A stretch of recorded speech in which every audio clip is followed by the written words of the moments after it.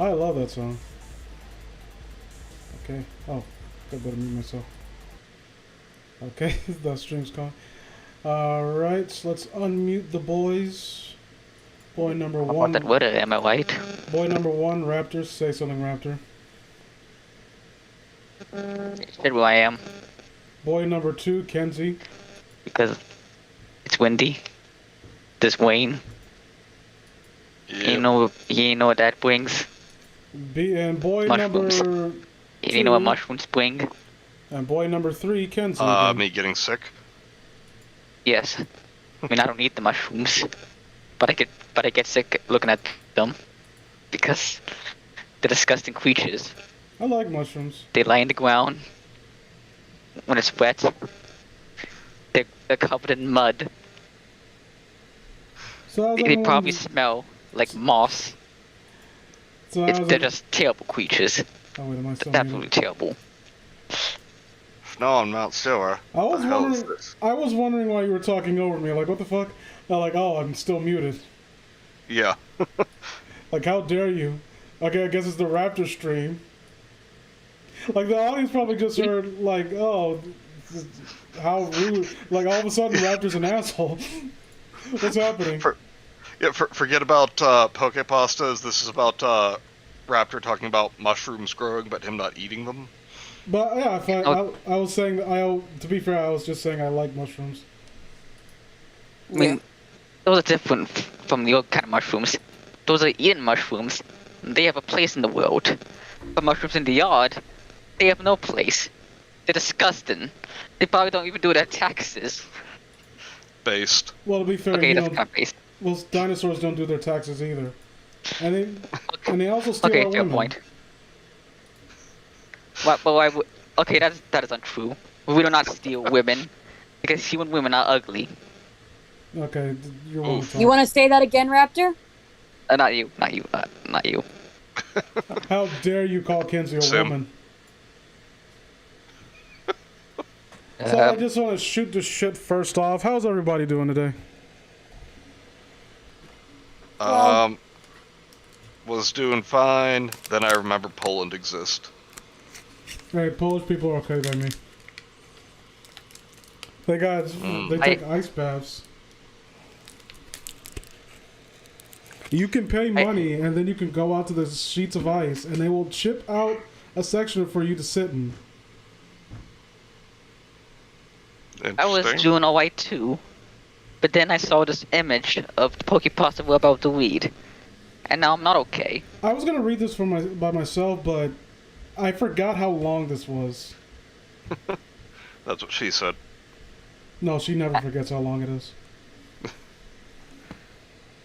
So is this a good one, or...? I don't know. Like, from what little I skimmed through, I started reading it initially, and honestly, I think it immediately stands out more than the other two. What was it? Strangled Red and Lost Silver. Lost Silver has aged like it aged like bread, basically. Like milk left in the sun. No, see, you could still make milk into, like, I don't know, like yogurt or whatever, and like technically, like, there's blue cheese, which is kind of mold already. You know what I mean?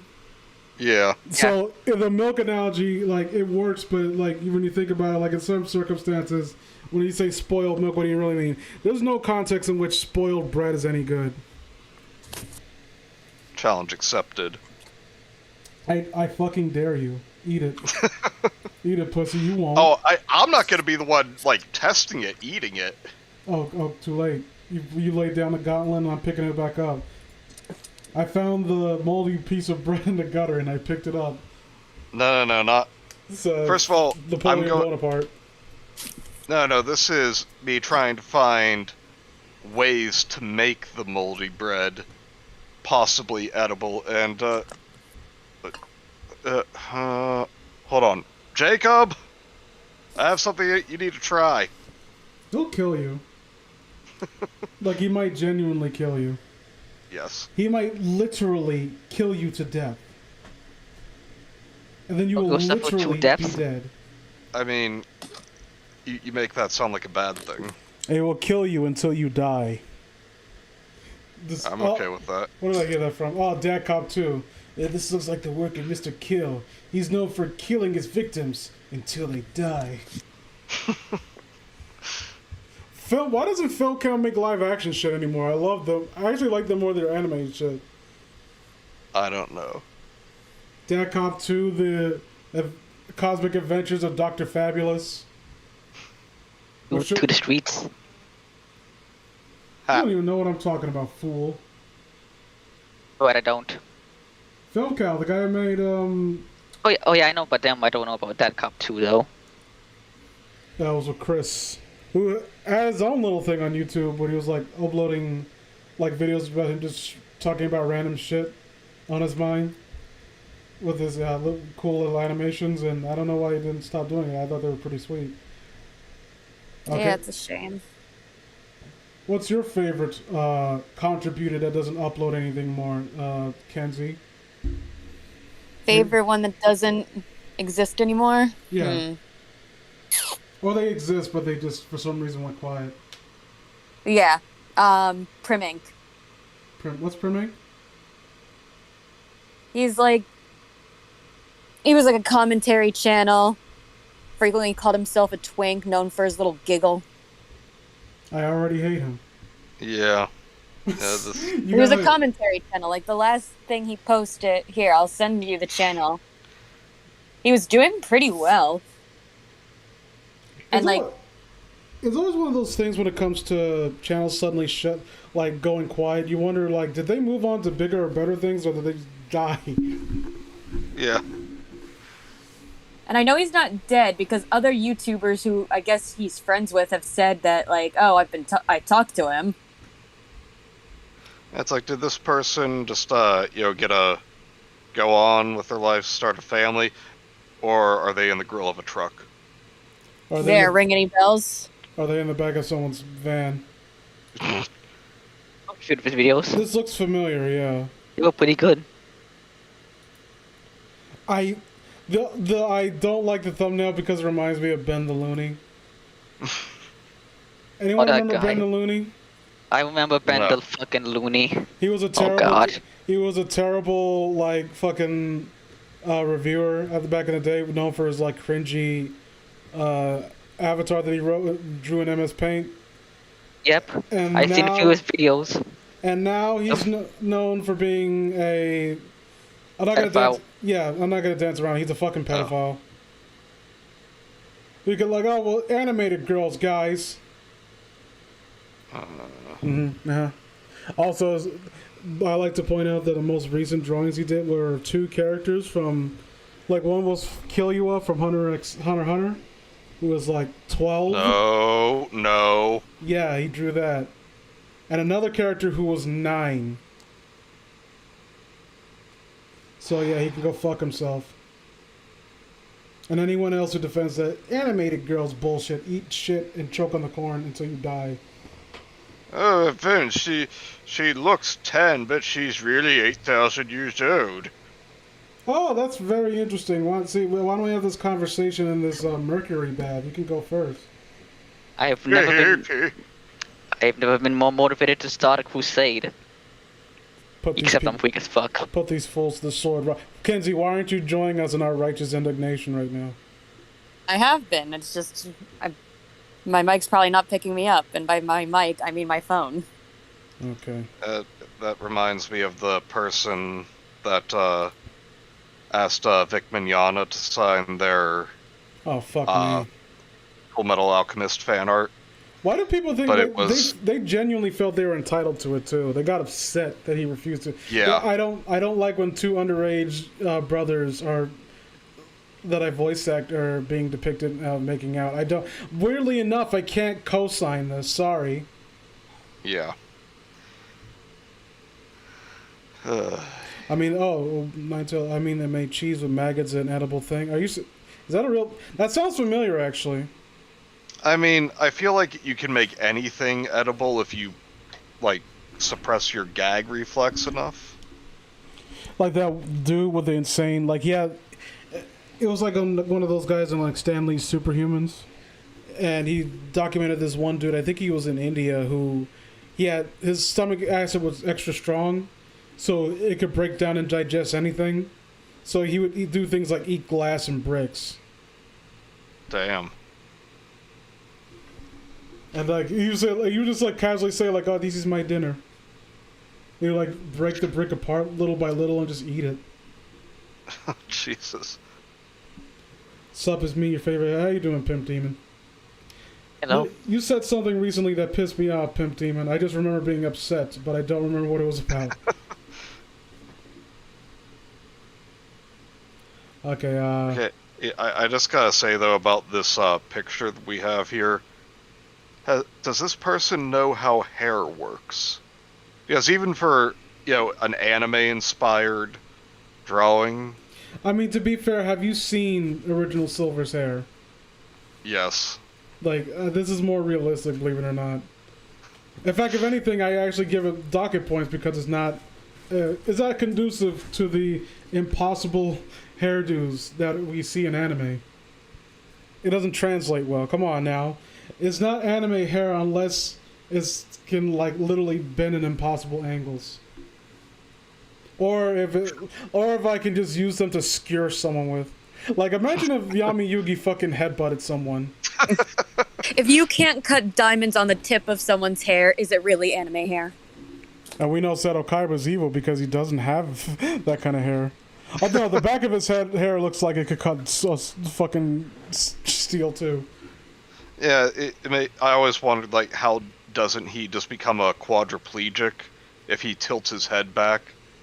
His hair just, like, stabs right into his, the nape of his neck. Although maybe his hair is literally so firm he can't move his head at all. It's kind of like Batman's cowl in the Tim Burton Batman film where he has to completely rotate his shoulders to look around. Here's what I'm asking right now. What is that thing supposed to be? Your mom. My mom is a green lizard with a flower. That's, Yeah, it's a dinosaur, and I died off. Like, all of them should. I can't... Meganium. Yeah, Meganium. Yeah, it's a plant dinosaur. Oddly enough, I always felt Meganium was... Like, I actually have a soft spot for Chikorita. I think because of the anime. Bayleaf is, like, legitimately is my favorite second stage starter in that gen. In terms of appearance. Gotcha. These look cute. I was always about the water starters. Totodile is my favorite if you had to rank it in terms of favorite periods, like, let me see, first stage was my favorite. And then it evolved into Blaziken. I lost its Q factor. Everyone loves Blaziken. It's alright. I'm a Swampert man. Okay, yeah. Probably should get onto that. Let me see. First, let's see who penned this classic, this novella that we're about to engage in. Don't call it a novella. This soap opera that we're about to read. That's still too good for what this is gonna be. This Bible that we're about to... Bible means book, so, I mean, okay, that's more apt because it's the longest fuck. It's written by Community Content. Oh, that's awesome. Wait, what's this? I love when Friday Night Funk... What? Makes me discover... Wait, there's actually like a one for... But I know there was one for Sonic.exe and that really upsets me. But is there like a Snow Mount Silver Friday Night Funk thing now? I don't know. I honestly don't think it will be popular enough to warrant it. Like, I get why Sonic.exe is because, depressingly enough, it's popular. Popular with them kids. And I find it's always weird to me when people who are infinitely more talented than JC Dahina end up picking up his work and making something out of it. It makes me question, what did you see in this, someone as talented as you, that warranted you lending your name to it? Yeah. It's like, I remember I was watching Bill Burr. Like, Bill Burr thinks, like, Bill Burr's a talented comedian, and he finds Adam Sandler the funniest motherfucker on earth, and like he loves the worst Adam Sandler films. Like 8 Crazy Nights. I think he legitimately loves that film. Jack and Jill. What's my name? I keep forgetting Dunkachino. about It's a whole new game. Dunkachino. Okay, I'm just checking the chat. Hello, Cobe. The Hey, Cobe. Pokepastas where no one wears trousers. Oh yeah, that was a long time ago. I think was it this one? Like we talked to the director of the guy who made like the live action adaptation of this on YouTube. He was a really cool guy. Like that was years ago though. Someone did what? Someone made a live action like video on YouTube, like an adaptation of this, and Jacob and the boys ripped it. Yep. And at some point we ended up on Skype talking to the guy, and he was like super nice and chill. And I think all of us together riffed. We never released it, unfortunately. It was like another live action creepypasta film. It was like a live action Jeff that these kids made. I only remember that because, again, like, how good do you expect it? It's just a bunch of kids like filming shit with their camera. Because it was like Leo was like Jeff's friend. It was like a black kid, and the kid who was playing Jeff, he at some point ran out of the house. Oh no, Leo ran out of the house because Jeff had changed, and I saw like there was a Confederate flag on the wall, and I joked that Leo ran out because he saw the Confederate flag. Oh fuck! Jesus. But that's all I remember about it. It was a good time though. I remember that. It was me, MD Phantasm, that guy. I think it's Evan something. It's been a long time since I've seen him. I wonder how he's doing. Been almost 10 years. Goddamn, I'm old. It's been 7 years at least. So this is Snow on Mount Silver by Creative Commons. Now let's go back to the image. Let's analyze it. As you can see, okay, this is not very well drawn. You have a twink boy over here. He's blushing because his senpai in the distance just noticed him. And he's standing right next to Mr. Whitemouth, who I guess is very bigoted and because he's worse, it's rubber. No, it's Mr. Whitemouth because he's in yellow face right now. And it's very insensitive, and I can't condone that. Because he's not doing it right. His teeth are razor sharp. There's to be buck teeth and there's no glasses. And also there's it was like one of those plant people from that vault in Fallout New Vegas. It's like a Skeksis from the Dark Crystal. Like that's supposed to be a hole in its skull, but it looks like a mouth. Yeah. Oh, I thought it looked like an eye. No, I'm talking about like right where the blood is seeping out. Like on top of the pink parts. Yeah, so it looks like basically it looks like it looks like a mouth. I think it's supposed to be like a hole, like its skull got hollowed out or something like that. I could be wrong. And so I think we put it apart. This snow effect does not look very good, to be honest. In fact, it doesn't even look like it looks like they're standing on a cloud. Oh, one more thing. Looks like he just has like one eye. Well, yeah. So, obviously his eyes are being obscured by his bang, so his eye is on the other side of his head. Obviously, come on. The best part of the Snow on Mount Silver movie is the giant Pikachu head. His second eye is on the back of his neck. Oh wait, yeah, there was like Jacob's bringing back memories. Like there was like it was like behind the door when she opened it, right? Like it was like a giant floating Pikachu head. I mean, to be fair, like this is not a story that you can really adapt at all in any capacity. So I don't know why that guy chose this story in particular, but I don't know. It was better than most people's endeavors. Like you can tell that this is a guy who put like a considerable amount of effort into camera angles and whatnot. Someone who actually had a reasonable idea of what to do. You know what I mean? Yeah.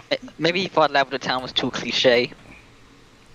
So Mount Silver. Well, to be fair, I don't know. That's an interesting locale, and I can understand. I can actually wrap my head around that.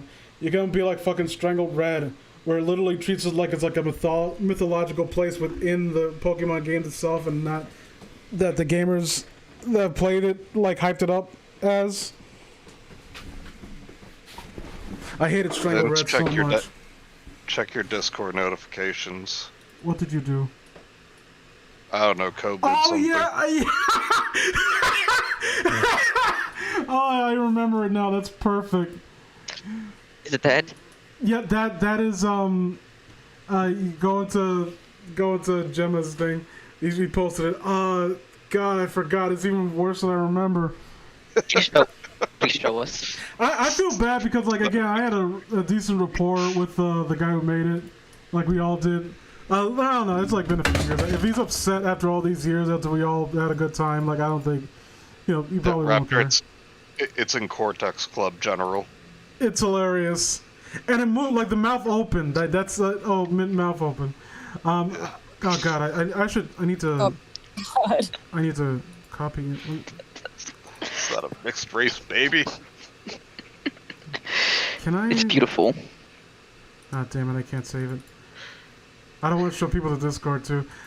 If you're in the Cortex Club, well, you all see it. Like, the only people who watch it will be in the ones of the Cortex Club. If you're not, Back Pokepastas has a freaking thing, and also Bean Daddy Mandela has a Discord. Go join it. And if you're a degenerate, we'll just outright not talk to you. If you're a degenerate, if you're a nonce, if you want to come to argue the age of consent, go fuck yourself. All those things. Also, don't be mean. That's the most important thing. There's nothing worse than a mean pedophile. Let me see. Okay, I give it belaboring this too long, but let me just take one look at the comments before we go moving on. Okay, I think everything's situated. Again, I can start off, and I'll probably do a few. We'll probably do a few paragraphs at a time, so I don't hog up all the time. Okay. So my brother and I. I'm sorry. What was that? Thank you. So my brother and I, we kind of grew up on Pokemon. Why are you starting it with so? So my brother and I, we kind of grew up on Pokemon. Oh, please don't. Around here, a lot of kids did. Yeah, that's how it was in a lot of places. Like, what do you mean around here? It's kind of like a generalized... Yeah, specifically in your neighborhood. Like, in the neighborhood down under, no one... What, a Pokemon? What the fuck is that? Yeah, you've totally never heard of this franchise before. Yeah, it's kind of obscure. It's from Japan. No, it might start going places, but... No, just get we don't... The other kids in the neighborhood just kick the shit out of. This is a Monster Rancher neighborhood, bitch. It worked out perfectly for us too. Every time a new Jane came out, it feels like there should be commas in some areas where they're not. Every time a new Jane came out, I think a comma right here. One of us would get one version, one of us would get the other, and since our mom liked to spoil us, we got the third one. This is going to sound, at first, like a bittersweet story about two siblings who grow up with a couple of games that eventually take them down two different roads, ... Well, it's a little more than that. They're more spooky than that. Pokemon took us down two different paths. Like, I became a manager at Chick-fil-A, and my brother became a domestic terrorist. It's a natural... He should have put Pearl, I told him. I picked Diamond, and he was never the same again. This is what happens when you don't pick wholesome Bulbasaur as your starter. He picked Diamonds, and I became a manager at a Starbucks, but he picked Pearl, and he became a creepypasta writer and wrote the story. It's so scary, guys. Which one's more depressing? Haha, take that, Starbucks. Take that, working class. Fuck you guys. Looks at you, I have no job. Finally, someone took a dig at the working class. They kind of had it coming, let's be honest. They've had it too good for too long. Said the Hollywood elite. By the way, fuck New York. Yes. Oh, you guys don't use plastic bags anymore, guys. Says the CEO as he gets in his private jet, burning a hole in the ozone layer. Guys, having your car broken into is just a part of living in a big city. Fuck Seth Rogen so hard. Like, I don't understand, like... I thought he was taking the piss. I thought he was, like, being sarcastic and, like, waiting, like... At some point he would just say, guys, I'm fucking joking. You actually took me seriously? God. Yep. I don't understand. All those... No, okay. Let's keep going on tangents. Okay. The years rolled by. We kept collecting. Game Boys got old. We replaced them. Wait, hold on. What? You replaced your Game Boys? Like, you've had your Game Boys for years, you said. And they got old. I've only ever had, like, one Game Boy. And then when the new system came out, I got the new system. Like, how shitty are you when it comes to taking care of your games that you keep having to have it replaced? Like, what do you mean they got old?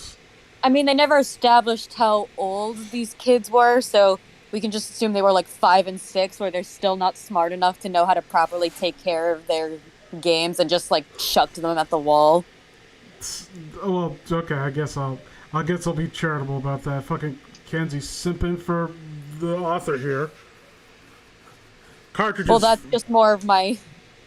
I'm more venting my gripes about my nieces and nephews who just do not know how to take care of their possessions. I can't talk shit because I just remembered I had 3 Dreamcasts in my life. Cartridges finally gave out. We picked up new copies, but we started down 2 completely different roads before Ruby, Sapphire, and Emerald came out. See, around then, my brother got a Game Shark. Oh God. We heard all the hacks and cheats you can do with them, even if we were kind of late to the party, and they sounded awfully cool. I hate when writers are like, so you see, I'm like, don't talk to me. Don't make it sound like we're just having a casual conversation. I don't want don't make it sound as if like we're talking to each other. I don't want to associate with you. I think it depends on what kind of, like, when it comes to narration, you can add those, I guess, like I always call them garnishes to your narrative style. If it's established ahead of time that that's essentially how you choose to express yourself. And the problem is, especially when it comes to creepypasta like this, where you're kind of writing it as if it's, I guess, autobiographical in that sense, you think you would be as concise and straightforward to the point as possible, because you don't want to put too much emphasis on yourself as the narrator. You want to put more emphasis in recalling the events as they happen as accurately as possible. Yeah, let me correct myself. I don't mind it if it's done well. Just don't do it in your creepypasta. I don't want to imagine as if you're talking to me. So I don't mind, like, I think if it was like a scruffy old, like basically a rough kind of going guy, here's how it goes. Like, I can imagine that the narration style working for something like that, but this is like some regular person. And again, the idea is supposed to be, I want to tell you this weird thing that happened to me.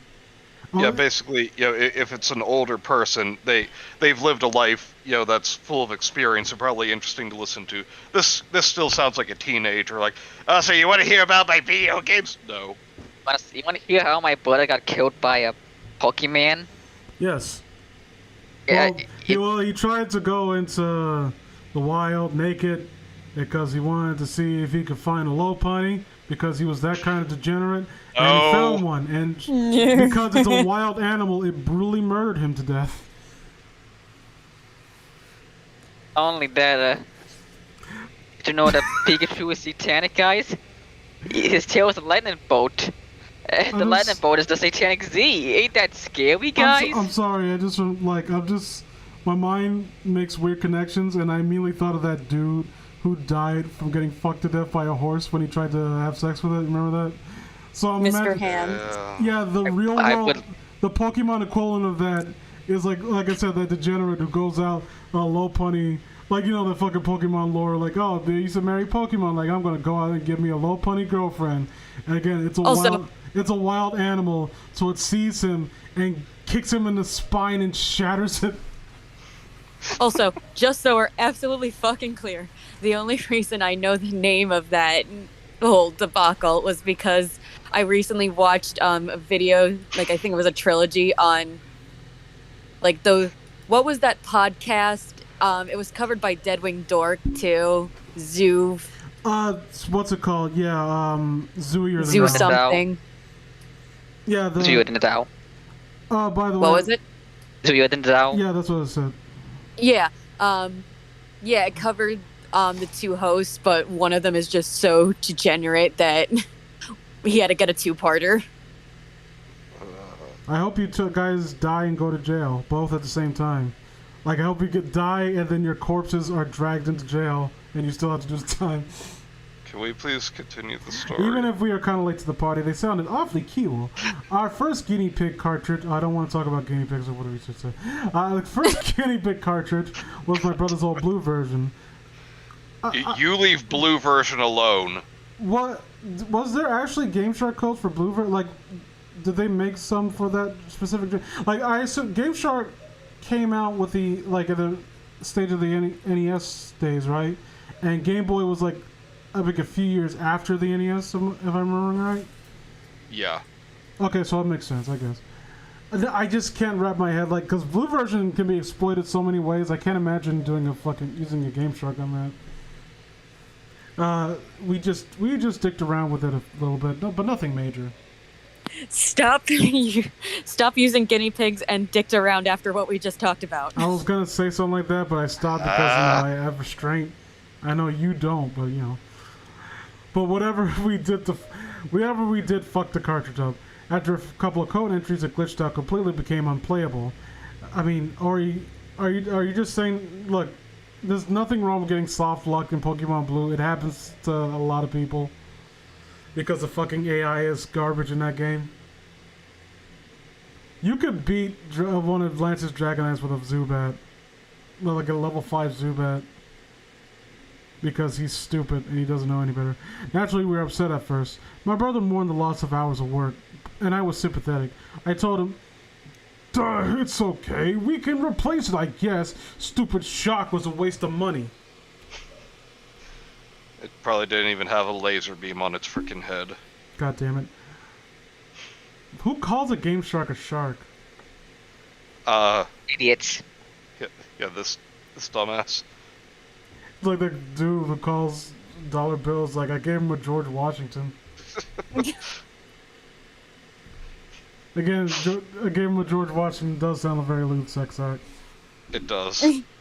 Okay, see, first you put in some wooden teeth. God.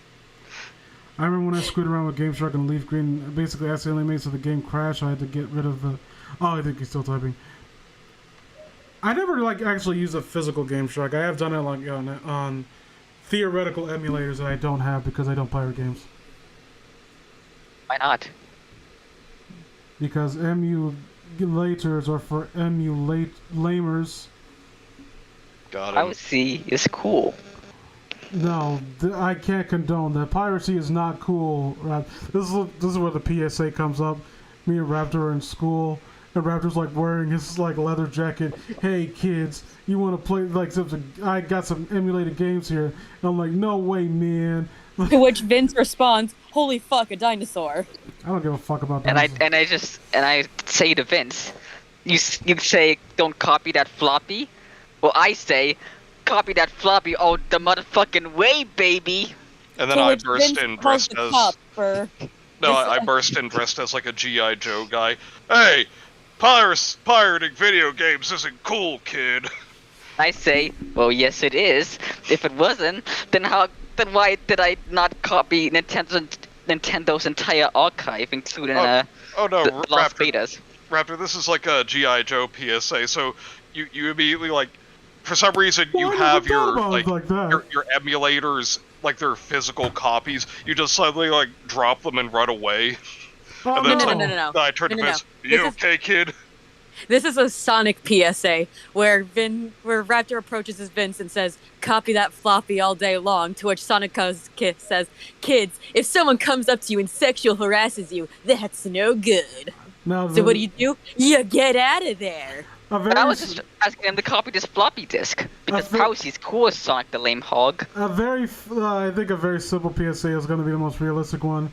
It opens up, Raptor's sitting like in a chair in a room. Shigeru Miyamoto walks in like smoking a cigarette and puts it out in his hands like, oh, so.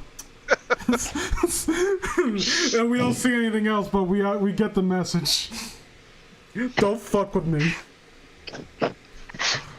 I can totally imagine. I can 100% imagine Shigeru Miyamoto as being like horrifying to again he's smoking a cigar, like someone pisses him off, he just puts it out in the palm of his hand, doesn't even blink. He just walks down the street looking all happy and stuff. He's like a unlicensed Nintendo like merch seller. Walks up to him, punches him so hard in the face, it like completely explodes and just nothing. He pulls out the Master Sword and decapitates him. No, I'm just think that he's so intimidating that people know, like we never see what he gets to do because people immediately know not to do it. It's like that scene. Oh, what was that scene from that interrogation scene with like, so you say you pulled up at 8 a.m., right? It's like, yes, that's correct. So you pulled him at 9 a.m., right? It's like, yes, that's correct. You see, you know you done fucked up, right? Someone just needs to take a picture and find a photo of Miyamoto looking really stern and just make it a new meme of disappointing Miyamoto. Well, it's pretty much well known that Miyamoto's like old school Japanese businessman, where it's like, well, we have fun outside of work. When we get in here, we're not. Yeah. What the fuck are you smiling about? Yeah, so you're saying he's like the real life king? No, never. I'm not. I don't dabble with your pageantry. I don't know what that means. But for us, there wasn't really much to do. We live way out in the country without many other kids, and the farmers didn't want us on their property. ... So ellipses. We played Pokemon on the lawn just about all day. Liar. Well, no, that's not. I was about to call you a liar, but then I realized that's old Game Boys and no backlight.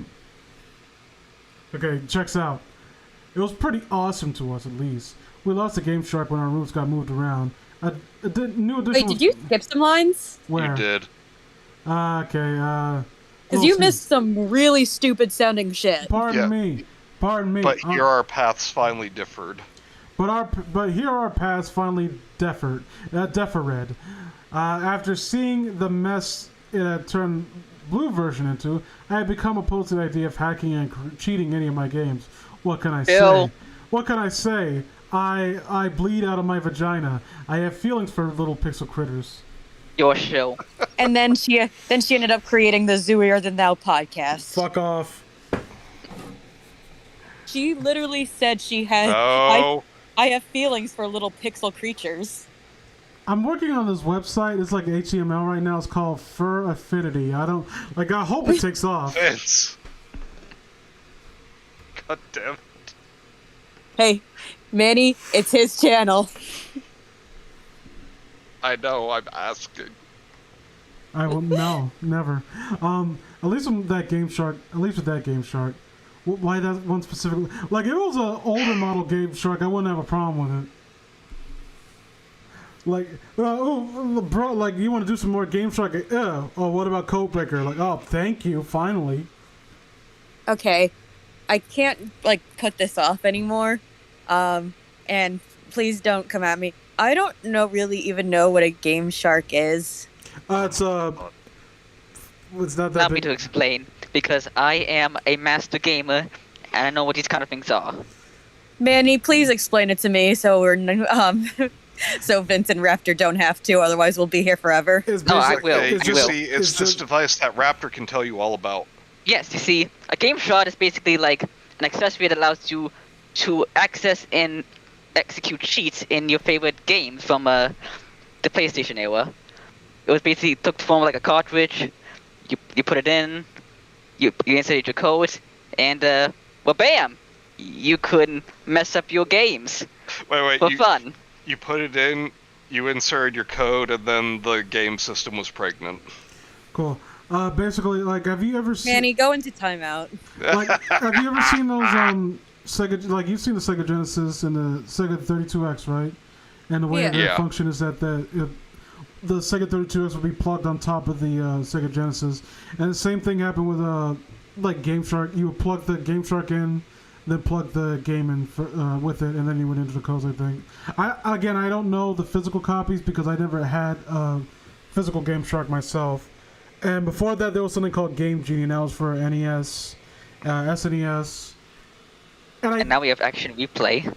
I think, but wouldn't, like, in this era, like, it wouldn't be Game Shark for Game Boy. It would be Game Genie, right? Oh, Yeah, actually, it no. would have There was been. Game Shark for Game Boy, but it came out in like 1998. So when did Pokemon come out? 96. So 97 in America. Oh. Okay, then, so this person is, like, horribly inaccurate. Whatever, it doesn't matter. Like, in the grand scheme of things, who really cares? I care. First of all, we're not even a third of the way through this story. Yeah, I don't think he ever played, okay, at least with the Game Shark. But my brother had taken this game's destruction as a personal challenge or something.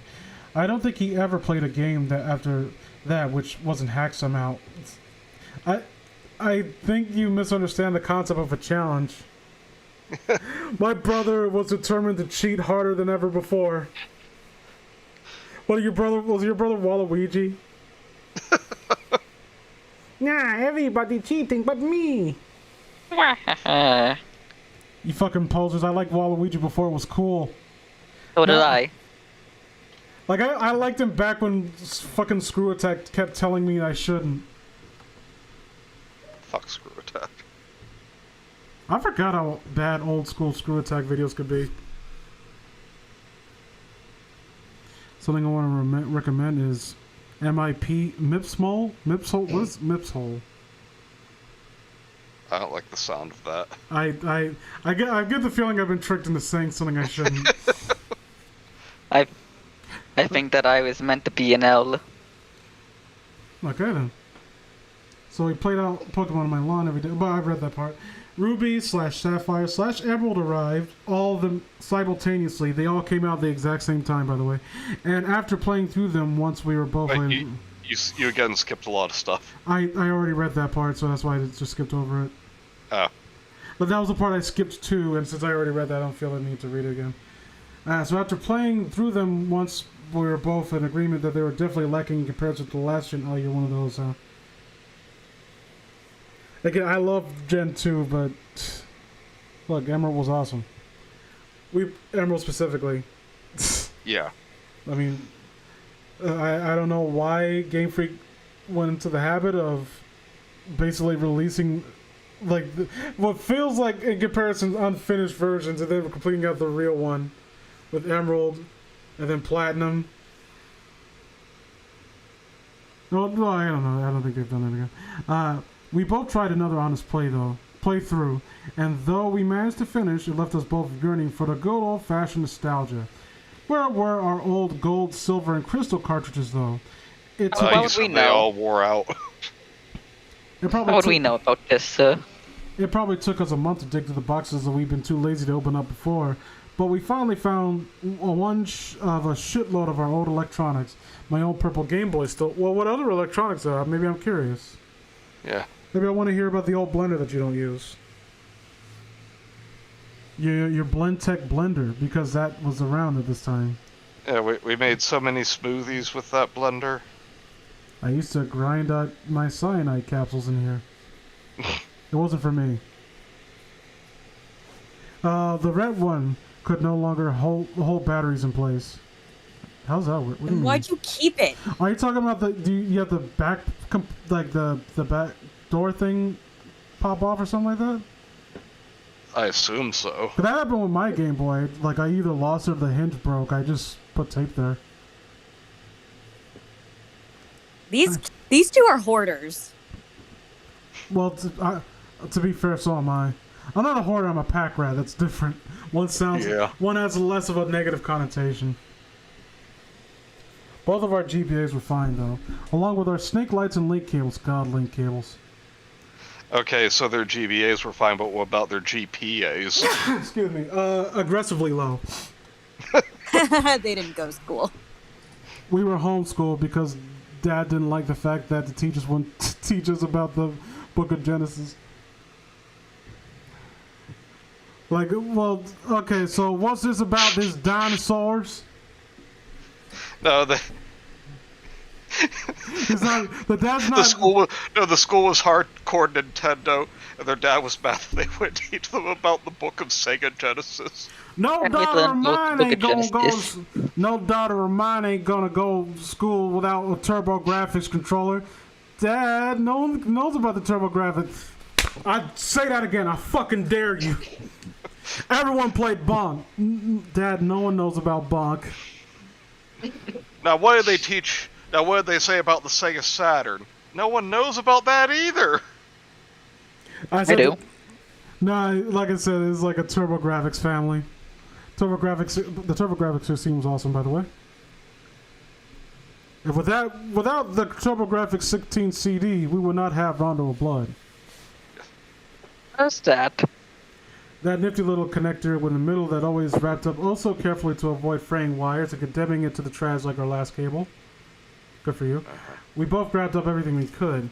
It was so nice to have Yellow, which would have been my first and most cherished game of any series, not just Pokemon. Fuck that game. Pikachu, goddammit, evolve, you little bitch. Yeah, but Pikachu can learn, like, fly and surf. Nobody gives a shit. I hate Pikachu. And I hate Ash. I hate Team Rocket. No, that last part wasn't true. James is best boy. And Red and Gold back. We went through the motions of checking our old files, taking in all the old memories, and eventually we figured that Gen 1 stuff was just too nostalgic to get rid of. I would comment on that, but there was a time when I found my old Game Boy Blue, and I actually like refused to start off over because I just, I know what I mean by that. I restarted Gold. Now I think about it, wouldn't it be interesting if the next Pokemon game had like a multi-save thing? Like most RPGs do? Yeah, you'd think after, what, like 20 years now?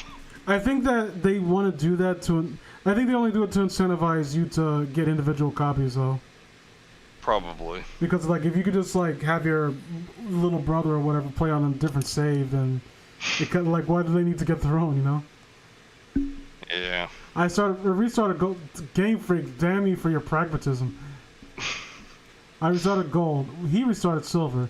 Immediately, he snatched the Game Shark out of the box and slipped into the back of the GBA. Fucking pussy. You're a pussy-ass bitch. What the fuck? Like, who the fuck... Like, I'm gonna start off... Like, what... The whole point of RPGs is, like, some level of strategy and thought that you put into it, and it feels rewarding. Something I just realized, so... Like, it was so nice to have Yellow. So they're going through, like, their old Pokemon games, right? Yeah. Yellow was 98. And then, like, so Ruby, Sapphire, and Emerald arrived. That was 2002. You guys aren't even old enough to use nostalgia as your excuse for just doing all this shit. Okay, what time is this game taking place? I forgot. Oh, not the game, the story. It didn't say. I mean, so it said Ruby, Sapphire, Emerald arrived, so early 2000s, maybe? I don't think that the writer put a lot of effort into thinking through... Like, Imagine that. Like, that is a problem with a fair amount of stories that try to talk about something that's nostalgic, because it's hard to... You need to get that anachronism out of your head and, like, try to put yourself in the shoes of someone who actually is at that time, and that can be like something that you really need to put yourself in the mindset for.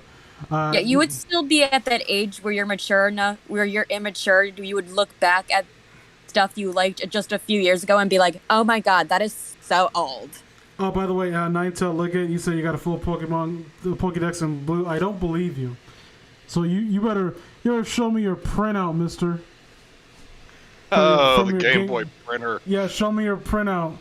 And then you have to take a picture, because if you were a real Pokemon master, you would have kept it from years ago. I immediately snatched up, like, okay. That thing will kill you. Okay, that thing will kill your game, you know. He never liked me preaching to him about abusing pixels. Hey, Vince. What? When are we gonna be allowed to read? Never. I changed my mind. I actually hate you too. We're not I friends get to anymore. read next, I call it. No. And then me. Then Raptor. No, shut up. Then- Hey, No, wait. I get to listen. decide. You said okay. Let me make a joke. Okay, go on, get it out. I read next, then Raptor, then Vince again, then you can read Kenzie. And No. the punchline is Women suck. No. No, I get to decide who reads next. And I say it's in this order. First is Bean Daddy, then it's Raptor, and then it's me again, and that's it.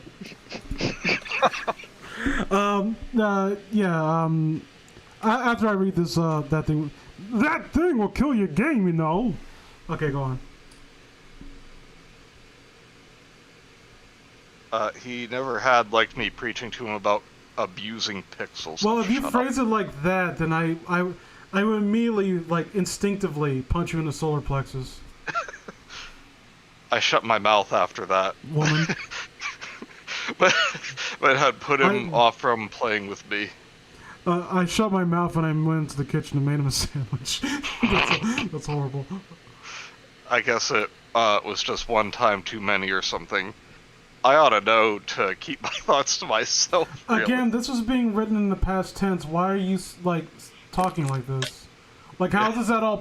Especially, again, since it's in the past tense, you know for a fact that you're in the right because the event's already unfolded and your assumptions were proven correct. So why would you even say this? Maybe they thought more words seems impressive. It was a couple of days later that it happened. I was out on the porch, Game Boy in hand. I don't think there should be a hyphen there. Yeah, there shouldn't be. Just about to go into the Elite Four. Just spell out 4. Go into the Elite Four. The Elite Four building. My. When I realized I needed a little help. I'm gonna go balls deep in Lance. No, Lance was the champion in Gold and Silver. Yeah. You heard me. She's still talking the Elite Four here. Yeah. Hasn't got to the champion yet. Yeah. No, I was just making a general statement. What were we talking about? Oh, Elite Four. Oh, yeah. I'm gonna have sex with them too. Okay. My team was ill-balanced thanks to my playing through for leisure. Doesn't really make a difference. I mean, that doesn't mean anything. Yeah. And at the time, I was no great trainer that could pull off gimmick runs. I mean, you don't have to be a great trainer. Like, let's be real. Like, for the most part, the main campaign of Pokemon games are easy as shit. Yeah. Yeah, Kenzie, when did you say Ruby, Sapphire, and Emerald were released? 2002. Okay, yeah, so yeah, there's not even YouTube at this point, so there are no gimmick runs right now. Yeah, the concept of gimmick runs, there's no such thing as a Nuzlocke run. Yeah, thank God. I like Nuzlocke runs. I knew that my brother had been 2 badges ahead of me when we'd last checked with one another. How? He's cheating and he's only 2 badges ahead? Wait. Hold on, okay, right. I'm about to say, because, like, how is he... And how do they not just... How does she not know, like, when we last checked in? Listening to this, you don't have any friends.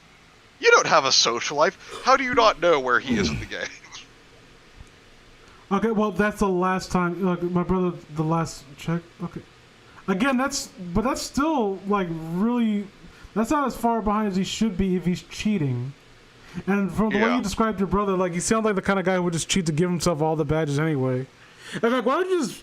Go, like, give me everything. I have all the badges. I'm already Elite Four champion in 999 times. Yep. And also, my arms and legs got ripped off, and I'm bleeding out of the sockets, and I'm monochromatic now. Oh no, I am Lost Silver. That is the origins of Lost Silver. It's her dickhead brother who couldn't stop cheating. So I was hoping maybe he'd let me borrow a Pokemoner just for this run through. Again. Like you said, the main story is very easy. Just as long as you're, like, doing all that's required, your Pokemon should be more than prepared for this. Get one Pokemon that knows Ice Beam. You've already beaten Lance. Yeah. Now, the thing is that I'd spent the last 24 hours at a friend's place. I just told you, you don't have friends. Quit lying. Oh, I was in the bathroom for 24 hours, and my right hand is my best friend. I had literally come home, as opposed to figuratively coming home. Oh, see, I told you, right hand best friend, 24 hours in the bathroom, and he came home for 24 hours. Dumped my bag in my room and crept out into the sun. Crept out? What are you talking about? Crept out in the sun to play Bokai, the sun boy. Oh, yeah. With my GBA to play. I had no idea what he'd been up to. For all I knew, he was done with the game and on to a new one. ...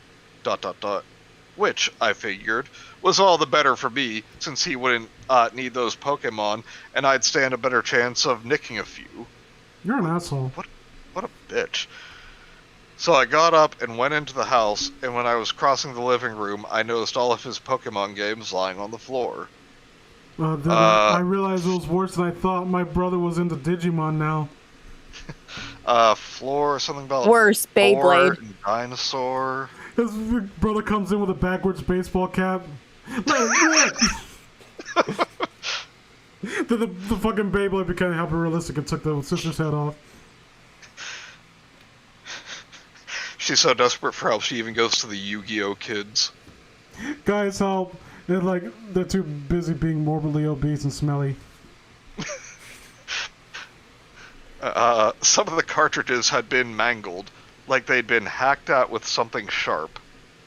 Even his old blue version, long ago dead and too sentimental to throw away, was lying with the plastic... You hoarders!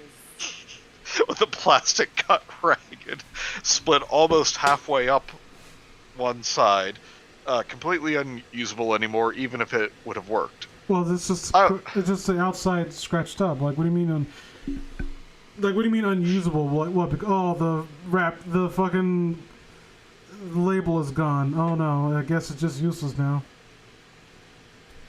I was a little scared. Why? How am I supposed to know what game this blue cartridge is if I don't have the label?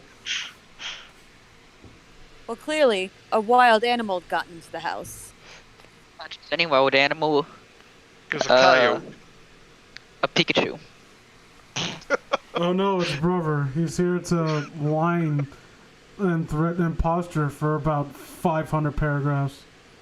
You're not allowed to use my story for profit. God, that story is so boring. This had to have happened this morning, otherwise our mum would have seen and they wouldn't be lying on the carpet. Tucking my GBA into my pocket, I crept over to his room and found the door unlocked. Somehow, that was even more concerning. You're not going to explain why? What, was he wanting to keep his door locked? Is that what you're implying here? Like, it would Oh help. no, my brother's discovered masturbation. Yeah, I was going to say, given the age that they're implying here, he probably should. I walked in and found my brother sitting on the edge of his bed. Oh no. Holding the Sears catalog open to the underwear page. No, I like to imagine that, again, he saw a Pokemon that made him feel a little fun. He saw Gardevoir, and it made him feel funny downstairs, and he's like fiercely in denial about it. That's why he smashed the cartridge like, no, I'm a good Christian boy. Gardevoir. His GBA was in pieces on the floor at his feet. I would beat even if it's not mine, I would beat the shit out of my sibling if I saw that he had broken it. Like, do you know how much those cost at the time, you little fucker? Hang on a minute. I got to get some food. Okay. Can I just read one or two comments? Let's see. Gotta hate it when video game creepypasta get preachy like don't do emulation or don't cheat and don't get aboard your Pokemon channel game if you literally if you've done literally everything. I mean, yeah, that's weird about Dead Channel is that I think that was the angle that the writer tried to approach it from, like, oh, well, it was bad that the narrator abandoned the brother when it showed it's not a sentient thing, it's a fucking video game. Yeah, and I just have to stress, Berver is not short for brother, it never has been. I think 'cause there's something to be told about the. I like metatextual horror can be like actually interesting, and I think that's what it tried to go for. Like I remember there was one I thought was kind of funny, and although I did think that it actually did sound interesting, was HM slaves being depicted in a actual gritty, horrifying light. Huh. Where it's like basically the idea that this thing that's just getting tugged along just so it could do busy work and like basically be the laborious activities and not actually contribute to the party. Build the pyramid, damn it. I think that's an interesting idea, but everyone takes it to the most dumb, blunt extreme possible that it actually negates any horror that you could potentially draw out of it. Like the idea of metatextual horror is that it's subtlety and restraint, and having a lot of it come from what's implied rather than what's outright stated. You know what I mean? Yeah, I agree. My point is, though, I just hated that fucking line. I named him Berver, short for brother. No, shut the fuck up. BRVR. BRVR. We are VR troopers. BRVR. Do you remember that fucking show? I never watched it. I just watched the JonTron review. I remember it used to come on. I was a Power Rangers kid. Oh, I watched all of them. Power Rangers was my favorite, but I do appreciate how VR troopers just cut out the middleman. Let's make our own. Yes. Yeah. Did you see? I think it was in Cortex Club last night. The thing about Haim Saban. No. It's like Haim Saban once referred to the Power Rangers as 5 retards in spandex. That's awesome. I love Saban. Anyway, I'm back.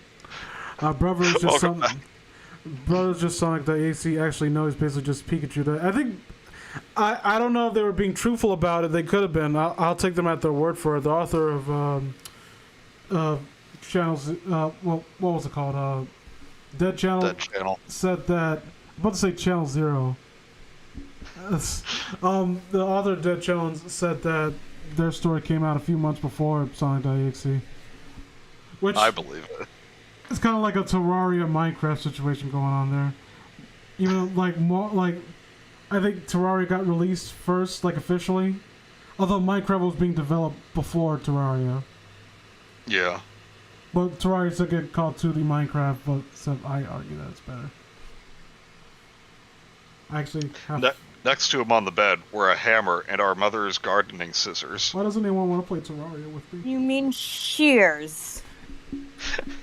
It was a scissor man. I'm sorry, we were making the jokes about masturbation and our mother's gardening scissors. Oh, thank God.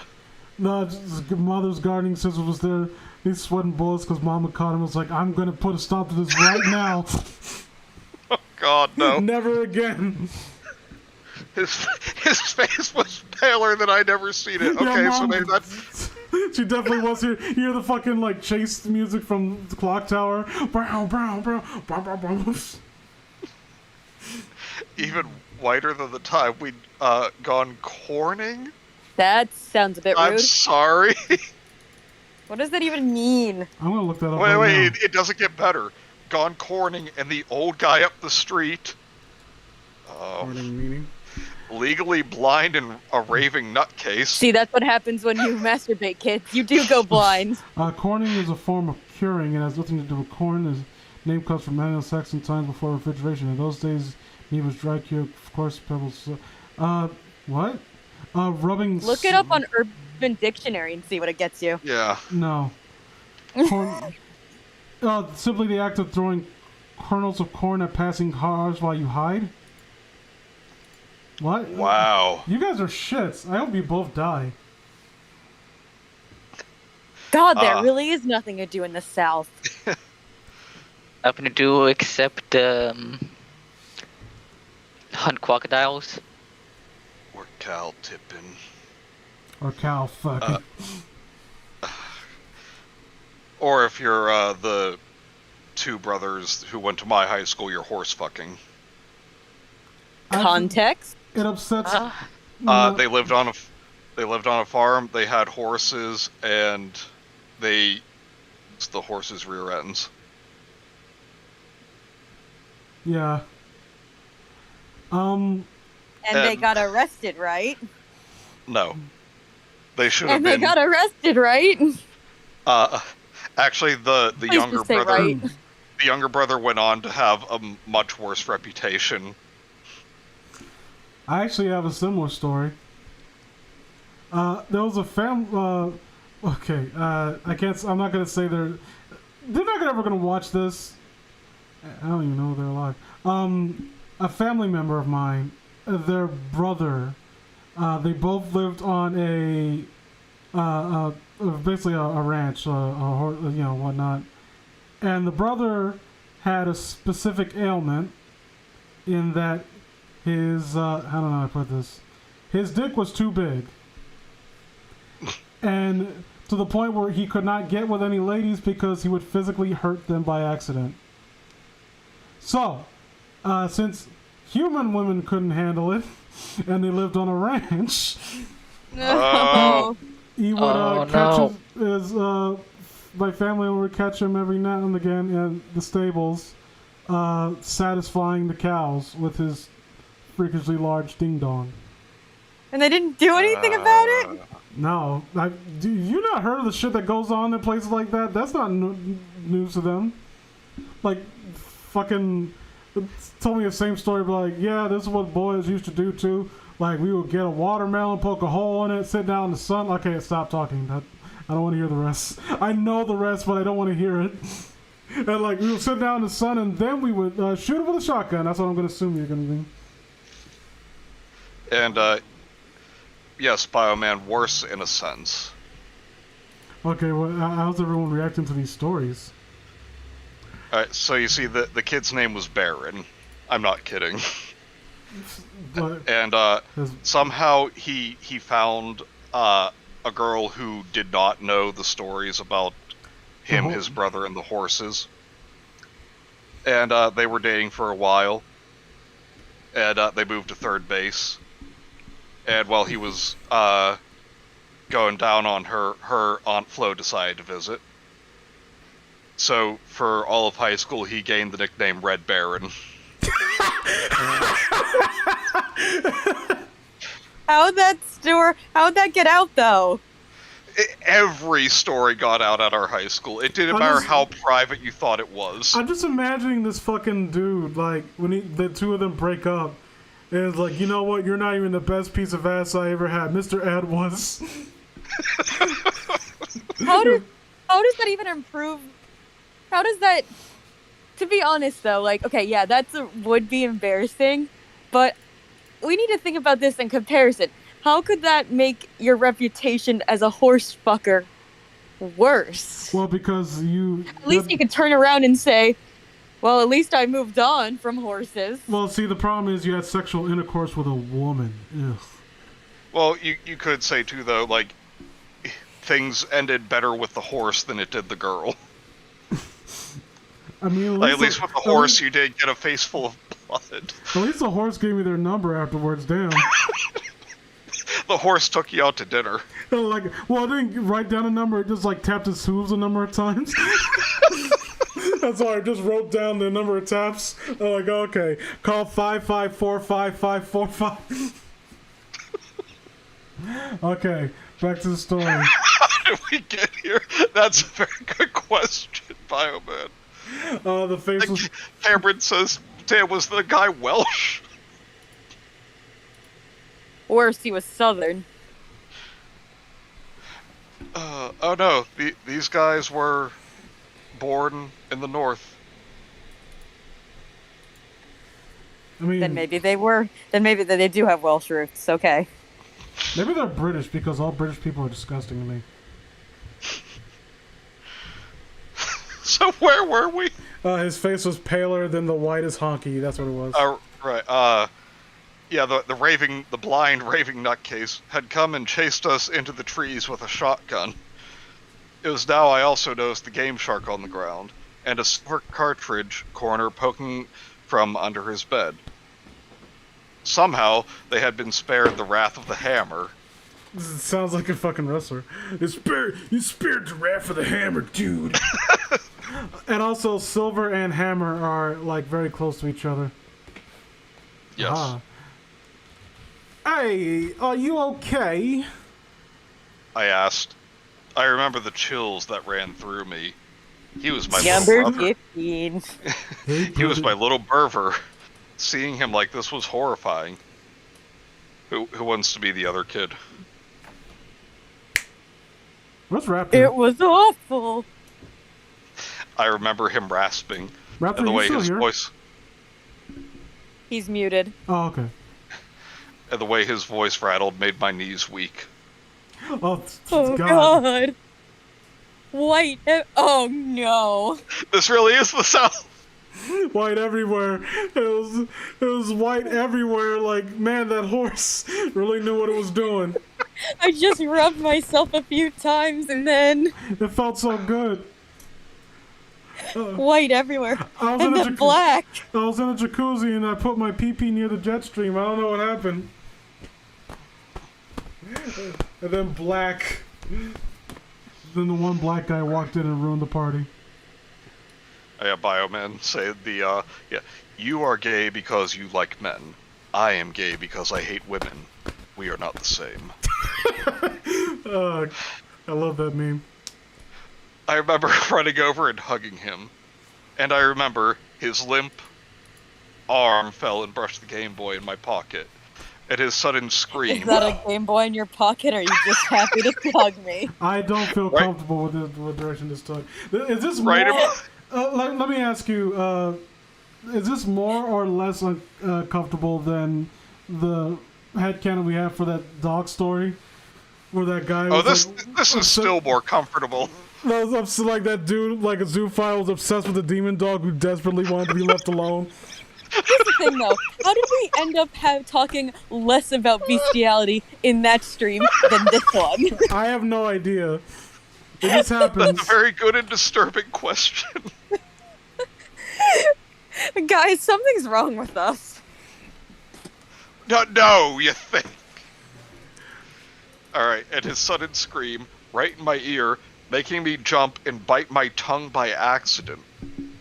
Wow, what an idiot. He ripped a horrible fart. He ripped the handheld from my pocket and hurled it at the far wall. I would See? fuck. I would. Kids don't know how to take care of their I items. wish you would. I would fuck you up. I would like make you eat the curb. You know how many fucking lawns I had to mow for that shit, you little punk? I'd take that hammer and crack it upside your head. I had to go away for a while. What did I miss? Nothing. We just story made of the more Red bestiality jokes and a lot of masturbation jokes. Horse fucking, Okay. Raptor. I cried out at the dent the plastic system made there, running over to collect it. What, the dent or the system? Well, collect the Harvey Dent. Yes, it's Batman secretly. Also, is this like, if this was like the old brick game GBA, it's perfectly fine. Yeah. It probably works better now. The screen had gotten dark, and though I feared the worst, when I flicked the switch, it powered up normally. Flick the beam. I'm sorry. It's too I easy. waited there in the corner, That was tried fantastic. to pretend that the GBA It's too mattered easy. enough not to go and run for our maw. The volume was on. Okay, that's a bit of a change in subject. The Pokemon theme started up, and he screamed again, picking up the hammer. This time, I screamed too, and ran from the room with my GBA clutched to my chest like a shield. I would probably drop it at that point. Like if Yeah. someone's running Your at me brother with a is coming hammer. at you with a hammer. Oh, I need to save the Game Boy. He ended up in the psyche ward of the hospital for 2 days. No, he I know wouldn't- it's psych ward, but they put psyche. He would not be in the psyche ward. He would be in the internment unit after what I did to him for fucking trying to break my GBA. They would be trying. No, I would be in there with him, not to comfort him, so they could surgically remove my foot from his ass. When we went to visit him, I left my GBA at home. But that would be so much fun, though. So, before I go, just pull it out and see him freak the fuck out. Oh, look at that. I caught me a magic card. Look, bro. Before the doctor gets into the room, just like hide it again, be like, I don't know what's happening. The treatment doesn't seem to be working. It's like the gag from SpongeBob where it's showing Patrick the poster. It'd be like episode where that episode where they're trying to get Mrs. Puff out of the prison, and the prison cards are like the psych board's like, what the fuck is wrong with you? Like, get away! Get away! The Pokemon here, like, what the hell are you talking about? Ladies, your table is ready. And she just whips the faces off because she's using still Pokemon in disguise. Some things never change. What the fuck is this? No one can figure out. Okay, one second, guys. The fuck is this? I don't know. I got like an ad playing randomly on something else entirely. Like, what the fuck? Okay, go on, sorry. No one could figure out what had set off his strange, manic behavior. No one thought to ask him. There was a hunch, guys, but I think it might have to do with video games. He predicted like, oh no, radio waves from the Game Boy 5G. There was some talk that I didn't understand at the time about some kind of disorder he may or may not have had. But even though Mom and I had collected and brought in all the cut-up cartridges to be looked at, Mom's idea, not mine. What do you mean looked at? You took it to the police? No one had even thought to tie it back to the game because they're not insane. ... Maybe that was my fault. Well, there's no possible way that you would come to that conclusion. Like, I would immediately assume that's like some weird psychiatric breakdown happened, and it was not at all related to the game because I'm a normal functioning human being. But this person's an idiot. Well, so am I, but even I wouldn't come to that. I hadn't said a word about what had happened when he had accidentally touched my Game Boy. Excuse me, touch your what? Or the blind. I'm not repeating that. Or the blind white. Tara. This is a very sexually charged fucking episode. Or the blind white. Or the blind white he had thrown into. Or I'm sorry. Terror he had been thrown into when the music had started. Eyes weak, palms are hairy. Porno's on the TV already. Tissues already. God damn it. Mom, spaghetti. No, what spaghetti? On my last visit to the hospital before school on the second day, I was left alone in the room with him. Oh, God. Well, Mom had some private talk with the doctor about precautions to take should this happen again. Private talk? I sat in a chair. Well, Your children. Mom, you said we couldn't afford the bills. How did you negotiate with the doctor? I don't want to talk about it. It's that scene from Forrest Gump. Is there a mister in the picture? He's on vacation. And just cuts to whatever that weird noise he fucking made. This fucking... I was left... You got me thinking, like, oh, how did you get him to do that? Like, I don't want to talk about it. He was, like, immediately, like, wiped your mouth. I sat in a chair next to the bed where he was staring at the ceiling. Oh yeah, because he's definitely ready to go home. But then suddenly he sat up, making me flinch. Hey. He told me. Hey, Angie, go to my room when you get home. Hey, you need to throw out all my tissues before Mom sees them. Oh, it's too fucking many, mate. I ain't touching that shit. Angie's a like, Nebraskan Cockney, right, yeah. I didn't understand what he meant. Did he have a cold before?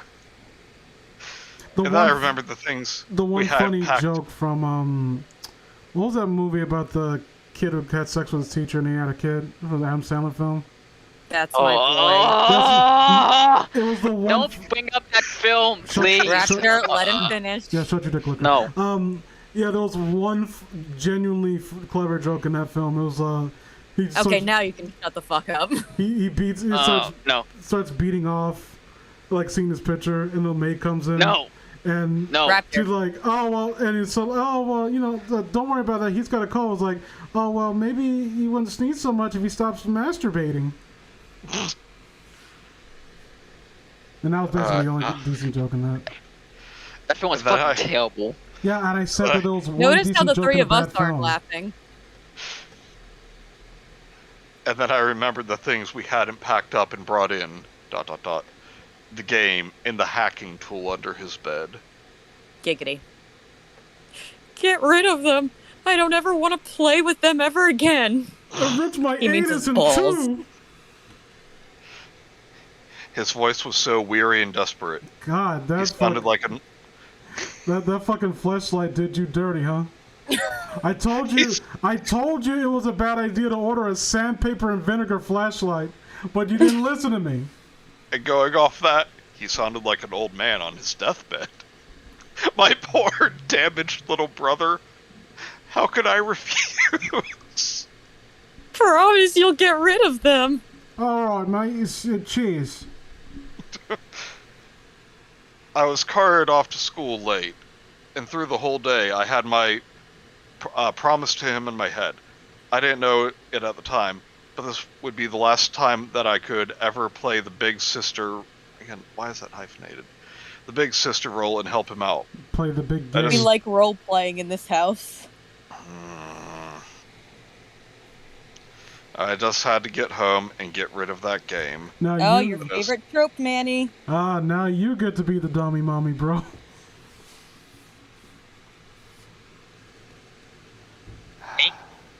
But as the day went on, a sick curiosity started to go through my own head. What could possibly have happened to that game that scared him so badly? You want me to take over after this paragraph? I don't know. I was scared myself, but I just had to know. I had to. I would like to, because I know a lot of people don't like the whole cliche where it's like, I know I was supposed to do this, but I was just curious and I say, I think what really irks me about it, it's not necessarily the fact that they got curious and decided to see it for themselves. It's the way they go about phrasing that action, and also like if they just said if they were kind of just brash and dismissive about it, like, oh whatever, like I don't know what the fuck is this problem. It can't be that bad. Yeah, sorry. Yeah, this one, I got curious. That doesn't bother me so much. It's the ones where it's like, but I was just somehow compelled to play anyway. Like, no, shut the fuck up. You were compelled. The ghosts are compelling me. Ooh. I had a gun held to my head. And the hand holding the gun said... Shigeru Miyamoto was in front of me right there, staring me down. He's like Shigeru, he goes to throw it out. Shigeru's like... He keeps putting his cigarettes out in the middle of his hand. He's just shaking his head like, I wouldn't do that if I were you.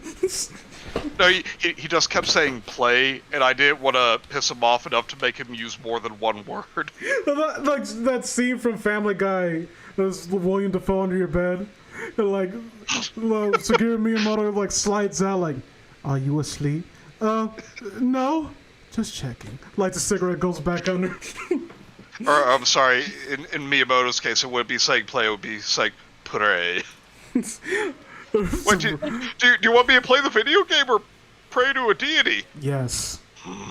It is kind of on par with, getting back to what we were talking about, it is kind of on par with but I feel compelled, a sick curiosity.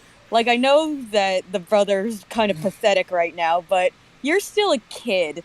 A kid would be like, what the fuck is so bad in this that my brother's acting like a little bitch? The issue comes from, assholes. It comes from the phrasing. I get, as Manny said, I kind of get tired of people having this kind of, they feel like they need to be flowery when describing, how they just felt curious about it.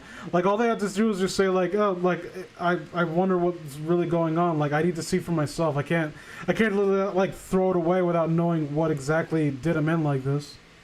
Well, I think it's like also trying to build dread, like a sick curiosity, but it's like you're a kid. We would understand if you would have just been like, all right, I have to know what's in this game that was so inherently it doesn't work to build dread because it's not like Ben Drowned where when Ben Drowned, when he talks about the nervousness he feels, he openly admits right off the bat, like, it makes no sense that I'm feeling like this. Like, this, what I'm feeling is irrational. It's just a video game. I don't know what's going on. And like, I know that, but these fucking creepypasta writers don't. But in here, it's like, nothing spooky has happened yet. Like, well, not spooky in relation to the game itself. Like, is his brother freaking out? Like, I think at some point we needed to have some kind of, like, a prelude to what was to come. Like, some indication that there was something wrong with the cartridge. And again, other than the fact that he destroyed his games, nothing has foreshadowed that it was the game itself. You could literally just make the argument that something about, he snapped somehow, he was having some kind of episode, and the games were just the closest thing he could destroy. Like you could have some, again, a hint that, like, establish what he was like initially, and then gradually show a degradation of his personality, and where he becomes a little bit more neurotic, and then you get to this moment where he snaps. Yeah. Oh, where were we? Card off to school late. No, I think I got home. Okay, Kenzie, you want to start now? All right, sure. I got home and went right into his room, bent on uncovering whatever horror was waiting for me. Lol, bent. Mom had since vacuumed the room, and the cartridge and Game Shark were no longer visible. I got down and crawled Once you vacuum the room, all fucking technology becomes, like, intangible. They're still there. It's just that, you know, they're see-through now. She literally vacuumed the color out of them. I got down and crawled half under the bed, feeling timid. What? Feeling timid, but holding on to the promise I made as my badge of courage. Fuck you. Shut up. Go get fucked.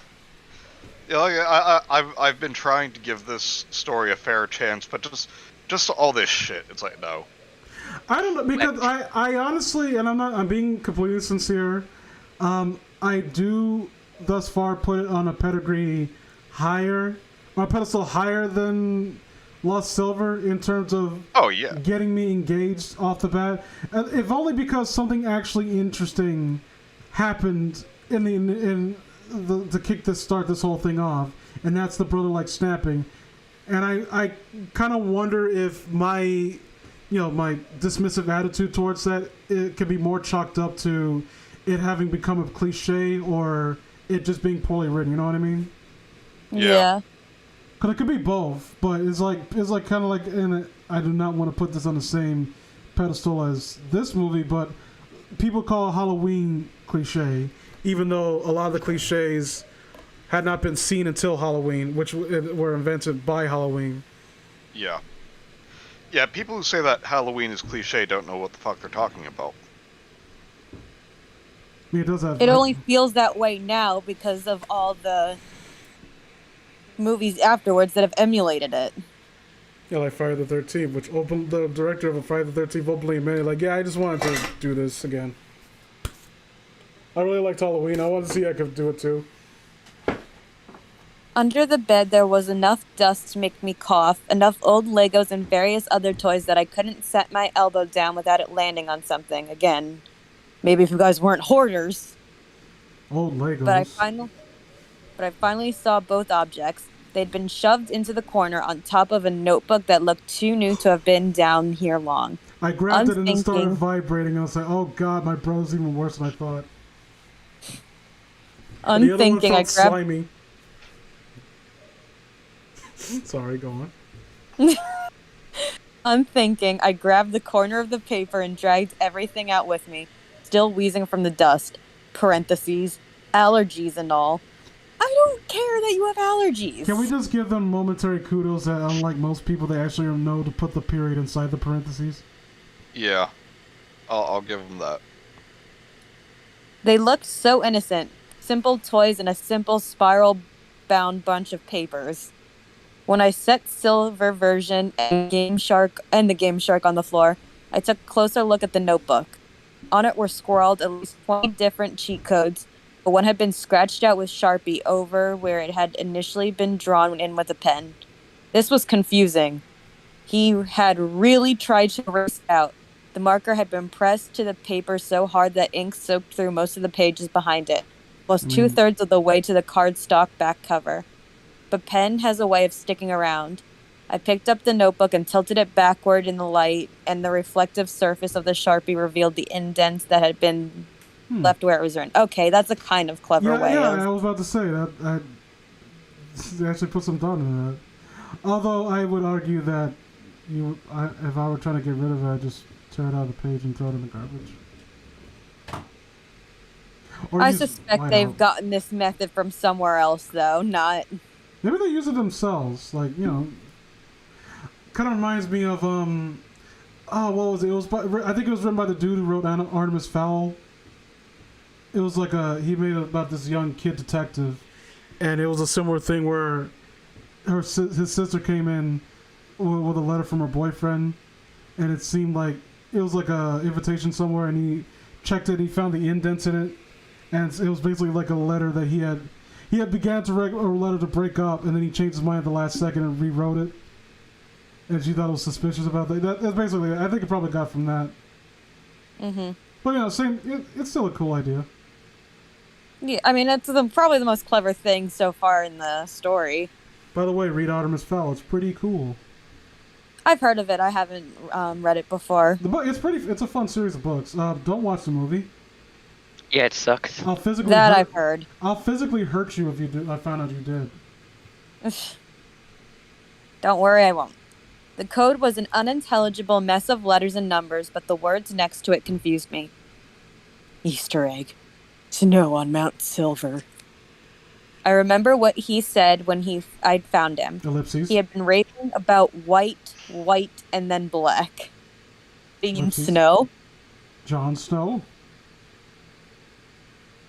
Even though it was only August and the temperature was still climbing to 90 degrees every day, a chill ran down my spine. What? Did I dare? Ellipses ? I picked everything up and brought it to my room and laid it out on the carpet in front of me with my own GBA next to it. For a long time, I just stared down at it, and the longer I looked, the more maniacal Luigi's face became on the stick. What? Lugia. I actually looked back. I read it wrong. I thought you read it as Luigi, like Luigi's face. Like what? Hold on, wait. What? I'm calling it Luigi from now on. Yes, go ahead. Luigi's face became on the sticker, like some kind of twisted grin, like it was daring me to find out what had happened to my brother. Someone draw that. Someone draw a menacing Luigi. I can't now unsee fucking Pokemon card just comes up. It's just like Luigi from Hotel Mario. Luigi, but he's wearing one of the Pokemon trainer caps instead of his normal hat. I disagree. I think he fits in perfectly just as he is. I was a 14-year-old kid. Did I really? You're too old to be afraid of this shit. Did I really want to tempt fate and risk ending up like him? I glared down at Luigi's face for a while longer. It's secretly, this is the backstory for Waluigi. And he was a normal family man. He was a normal family man, and then he played this game with Luigi, and it fucked him up so bad. I'm going to dedicate my entire life to seeing you ruined. But yeah, this is again, it feels redundant to constantly point this out, but you don't have to be melodramatic to create a sense of dread and a tense atmosphere. You could just recall things as they happen within the narrative in a very straightforward manner. Because all these gimmicky flourishes that you're trying to get, these ellipses, and oh, did I dare? It takes me out of the story because I instinctively view it as a manipulative device, Yeah, and trying to elicit a certain emotion from me. And because when you just look at it, when you take it at its bare bones, think about this. You're scared of playing a Pokemon game. You don't, it's not building dread. You just look like a pussy. I mean, to be fair, I was scared of playing. I can't think of a bad Pokemon game on top of my head. I was gonna. Pokemon Play it was gonna be super funny. Card game. What was that? You remember that? What was one that you said? Pokemon Play It, I think it's called. It has some horrible FMV Oh cutscenes. yeah. That one's. I'd be afraid to play that too. The one that Raptor just mentioned, whatever it was. Kim says Luigi's my favorite Pokemon. In fact, just because I'm a nice dinosaur, I shall drop it in the Mean Bean chat, so you can all see it. Dragonite evolves into Yoshi, yes. Dragonite does kind of look like a Yoshi in terms of the big giant fuck off nose. Dragonite is Yoshi, but with the wings and no long tongue. Well, we don't know how long Dragonite's tongue is. I'm sorry, but now I'm just thinking, hey Piccolo, so fuck you. You were hatched from an egg, right? I hate you forever. Yeah. And you were spit out from your dad? Yeah. I dislike you. And you're green. Are you a Yoshi? Yes, Goku, I'm a goddamn green dinosaur. Can I ride you? I keep reading before I kill Manny. I had to see. I slid gold out of my GBA and stuck silver in its place. Sounds a bit rude. Oh, god damn, this next sentence. It took me almost 15 minutes to compose myself and turn it on. You wimp! I don't want to say that we started off strong, but I think all joking aside, I think the story started out, I guess, solidly enough, aside from the moments that took us out of it, like the ellipses, the constant, weird, those aside comics, I did this with my Pokemon game, as we all know, all that shit. I think it started off solid enough and had a relatively grounded tone, but now we're into this.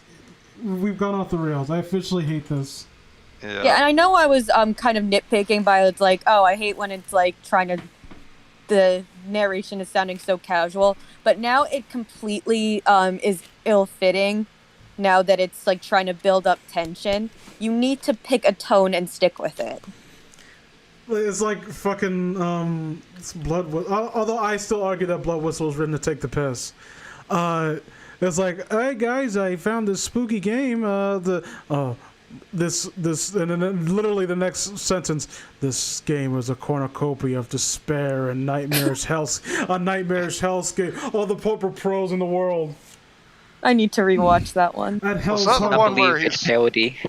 the one where he was like, I've decided to take my life? He stabbed himself in the neck with a recorder. Yeah.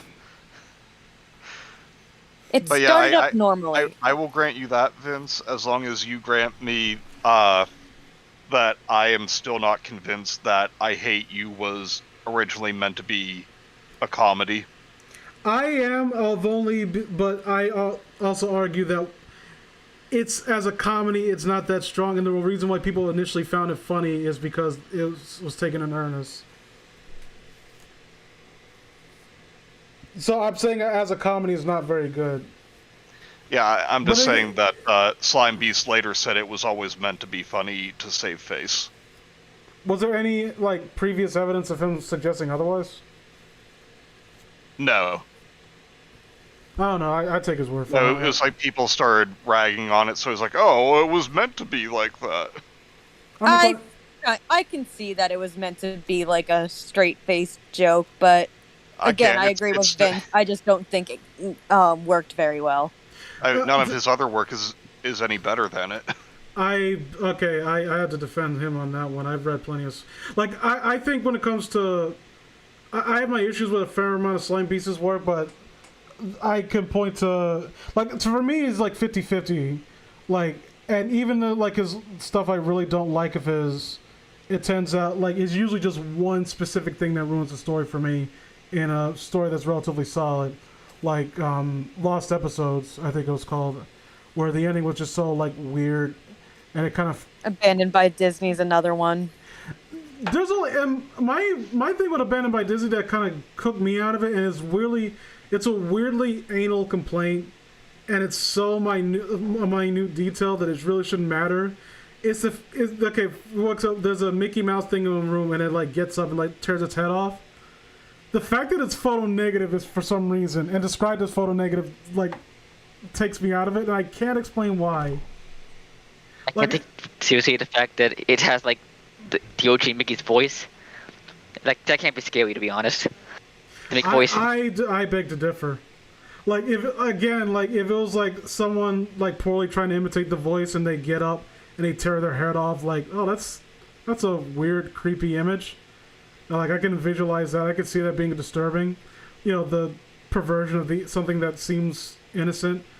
But, again, the fact that it's, like, photo negative is one of those things where I felt like Slime Beast, like, saw the image or, like, made it initially and decided to make a story around it. But the punchline itself, or the stinger at the end kind of, I don't know, like, I don't know how to explain it. The fact that he's photo negative for some reason, always thought, like, that is just too weirdly specific, and I can't... It's a specificity... Specificity? Is that a word? It's how specific it is that takes me out of it. But yeah, like, I don't know, I like a fair amount of Slime Beast and stuff. I wouldn't say that I Hate You is, like, indicative of most of his work. But we're gonna disagree. Alright. It started up normally. I left the sound on low, too afraid of what I might hear to keep it up the full way, and too curious to turn it the whole way off. What? This title screen was normal too. Luigi, again, but somehow menacing despite my common sense telling me it was exactly the same pictures every time I had started up the game. You can't start this off by saying you hesitated for 15 minutes and then try to have some sense of normalcy. Like, you've already jumped the shark. Yeah. It's like if Joe Usable, like, started playing Ben Drown, and, like, he gets on the title screen, like, for some reason I started sweating and I felt chills down my spine and I think I literally crapped my briefs, but, you know, and then later on, like, so the game was and I was having a good time. Bad could this be, I asked myself. His note said Easter egg. Didn't that mean that was coding already in the game? What? The menu came up. Yeah, Ellipses. Still absolutely normal. Horrifying. His character was Blake. he was the brother clone of Sonichu. I was gonna make a joke about just how yuppie that name sounds, but I don't know, I can't think of anything funny. With a mostly filled Pokedex. But the time was odd. 999 hours and 99 minutes. If you flip it upside down, it's upside down. Ah! No, it's more than that. It's 3 numbers off from the funny number. Oh my god, that's so spoopy, I guess. I knew he couldn't have been playing that long. I had barely logged 50 hours on my own game, and I was at the E4 and was playing slowly. E4? Probably the result... Okay, see, that's another complaint I have about these things. Like, was it really going to save you that much time to not type out elite? Or at the very least establish that you tend to use shorthand for certain terms. Like, you need to establish some level of consistency within the narrative to, or at the very least justify why you're shortening it all of a sudden. Like some kind of internal justification within the narrative to really just... And again, it sounds really... these are, like, for the most part, nitpicks, but again, minor things can take you out of a story. Like, I mean, maybe this is a common shorthand, like, within Pokemon fandom. Nah. But you need to establish that earlier. Yeah, because this just comes off as, I can't be arsed anymore. Probably the result of his hacking fucking up his file, I thought. I literally read that as hacking fucking up his life.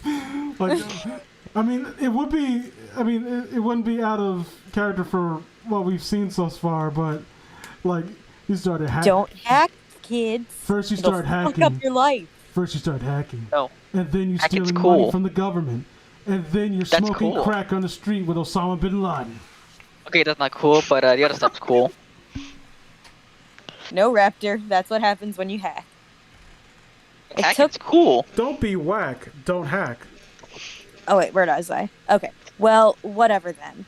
The game started up, and the first thing I noticed was the prolonged black screen. Oh, scary. It took almost a minute for anything to change, and Hold there on. was. Draconian Toffee, E4 is a channel that plays a Big Bang Theory. Do with that what you will. I'm so sorry. I can understand why you went mad. I think about it. His sister's a fan of Big Bang Theory.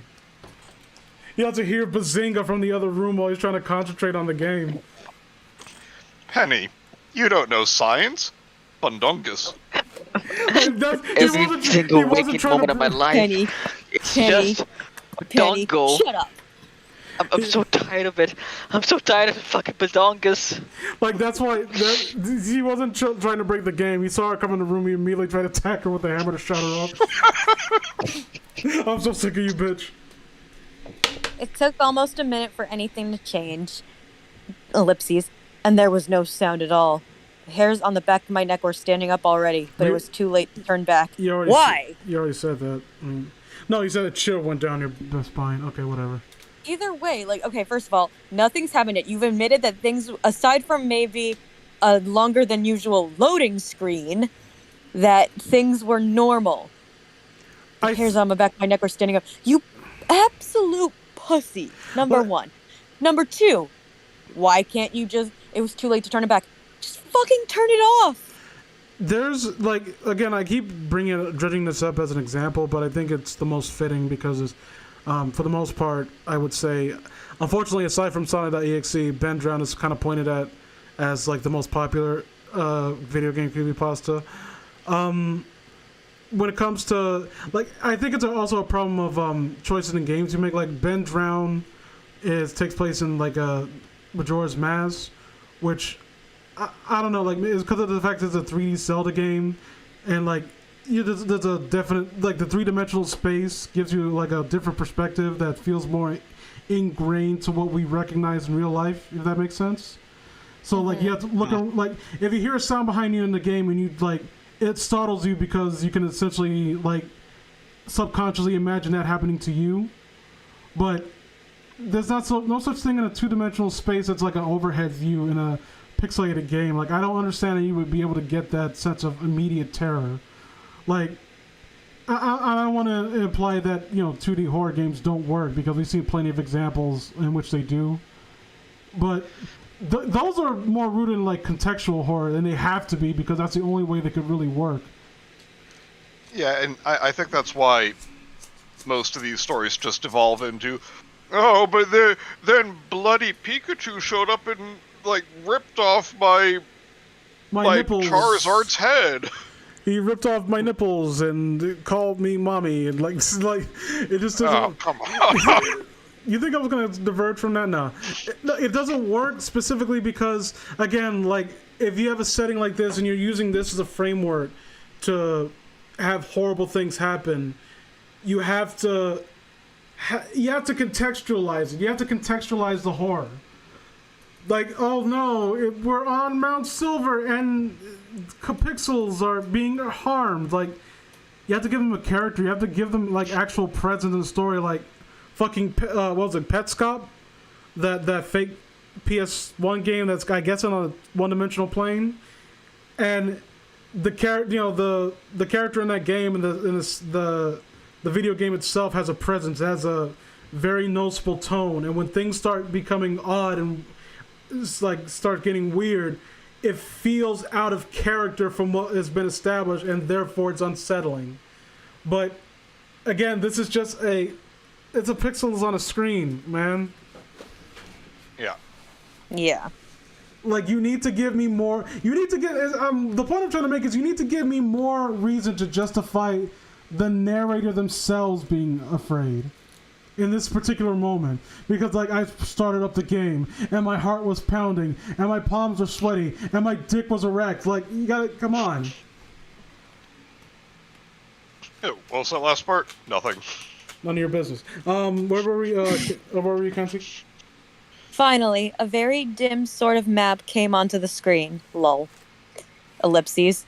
But it looked like static. What was going on? I don't know. Maybe it's just that your Game Boy was fucked up because your brother chucked it at a wall. I forgot about that, actually, yeah. I squinted down and realized with a fearsome pang that it was actually the Mount Silver map. Fearsome Must be one scary map. No, wait. A fearsome pang. So you suddenly felt empowered? But what I thought was static was heavily falling snow. Are you sure it's not because your Game Boy is still fucked up? There would be no static on a Game Boy screen. It's not like fucking a television set where... Okay, never mind. I don't think people understand how technology works. Like, there was static on my laptop screen, guys. Yeah, I mean... To be fair, it's more that it's like, okay, it wasn't actually static. It was supposed to what was looking like snow in the game, but... Yeah.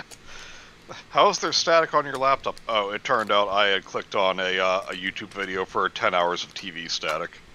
I need to sleep. Yeah, they have white noise machines. I can't afford that.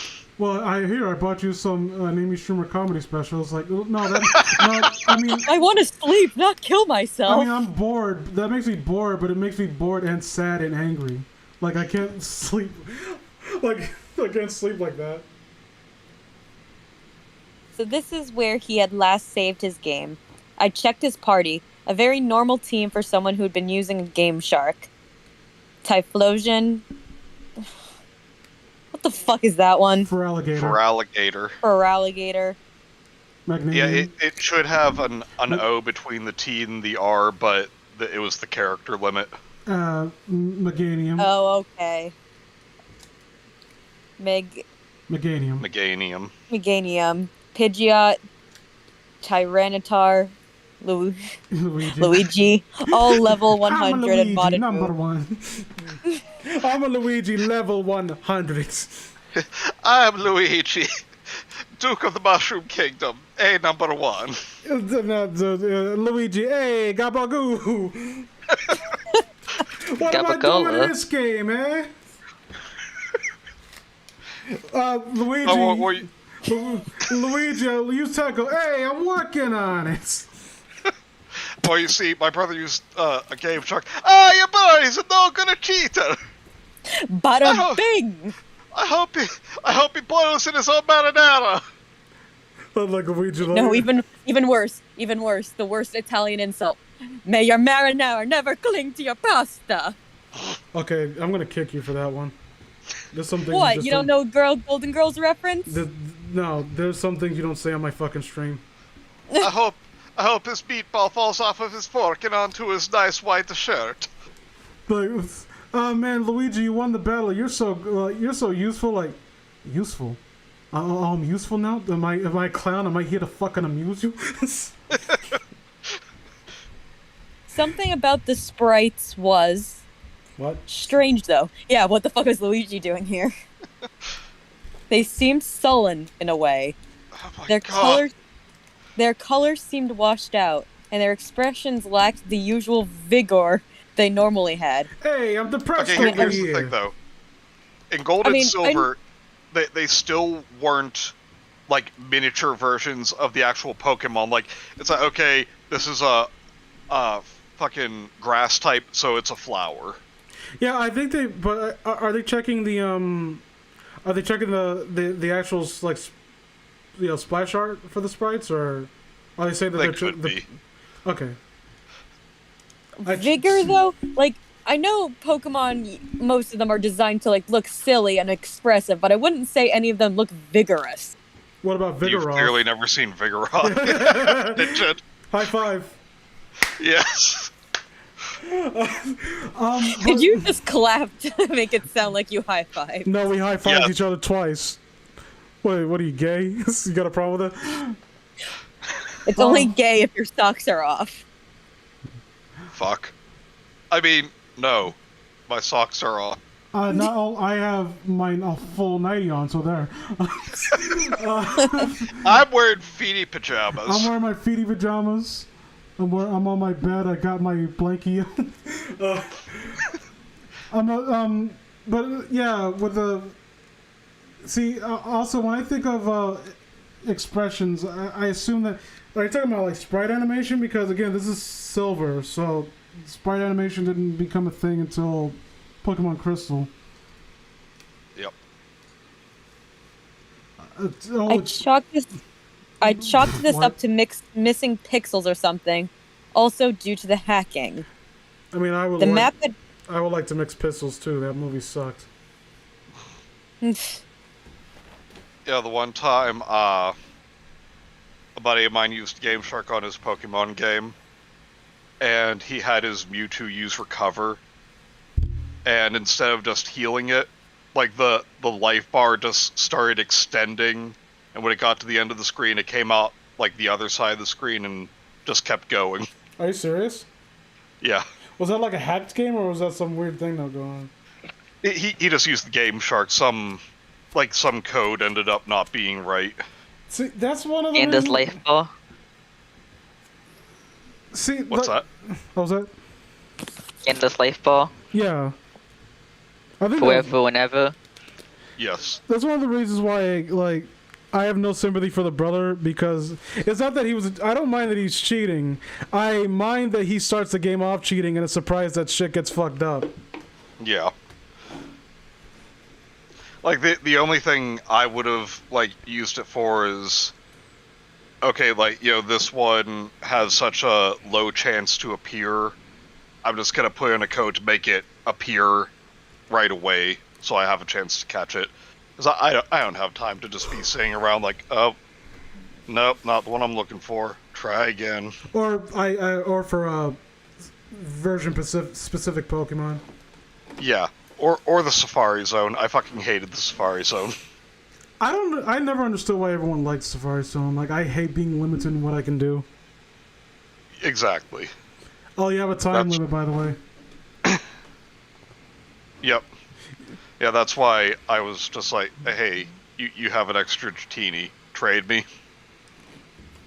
You have an itsy bitsy Dratini. My jokes don't work.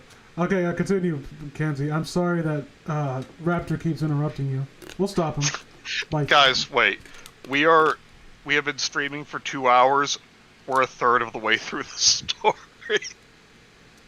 Well, that means We're bad at this. Big sad. The map had brightened up just a smidgen when I closed out of the start menu. Smidge is my favorite Pokemon. Indeed, snow was somehow falling very heavily. Pixels danced across the screen so fast it was hard to see the little sprite that was my brother's character. Blake. Something was off about him, too. When I checked the information, it was the same as the Pokemon sprites. The colors were dull. In fact, now that I thought about it, he looked almost frostbitten. Do you know what does frostbitten look like to you, Arthur? No, I'm not being facetious. I really want, or being snide. I want to know, in your mind, when you think of a frostbitten-looking sprite. Well, according to the art, it just means that you're really... Jinx! No. That's racist. So according to the art, it just means that you're really white with your nose and some of your cheeks red. Yeah. So you're Santa. Yeah. Okay, I just have to bring up, though, since you reminded me that this character's name is Blake. Mm-hmm. I remember when people were speculating on the Black and White games, like what they were going to, the official names for the player characters would be. And they guessed that the guy, since he was represented for Black Game, would be Blake, and that the girl would be, I kid you not, Whitlea. Whitlea. Whitlea. Is the Pokemon fandom usually this retarded? Oh, absolutely. Well, that goes against Nintendo's plan. Like we were gonna name the character in white Honky, and then we were going to name the character in black African American. What? I was like, why? What do you think of? We were gonna say Basketball. moving on. Fried chicken. Racism. Kenzie! How What? how dare you say racism on my stream, Raptor? Racism is not I'll do it okay. again. You better not. I'll ban you from living. Mewtwo as well, since you can't catch him at Gen 2. Oh yeah, right. Smidgy, yeah. means so cold. Their whole 2 pixels were sad. Why the hell would you? Why would you hack in Meganium with Venusaur's there? I like Meganium more. Fight me, bro. I mean, Venusaur is better, but you know what I mean. Yeah, code for Celebi. Yeah, because the fucking Celebi event never happened in the US. You can't sell Celebi without celibate. Fucking virgin Pokemon. Even though Celebi was not worth it. I thought cause I accidentally uncovered I played a Pokemon ROM hack where it was just like a natural recurring event, and I was like startled when the fucking thing showed up. I'm like, what the hell is this thing?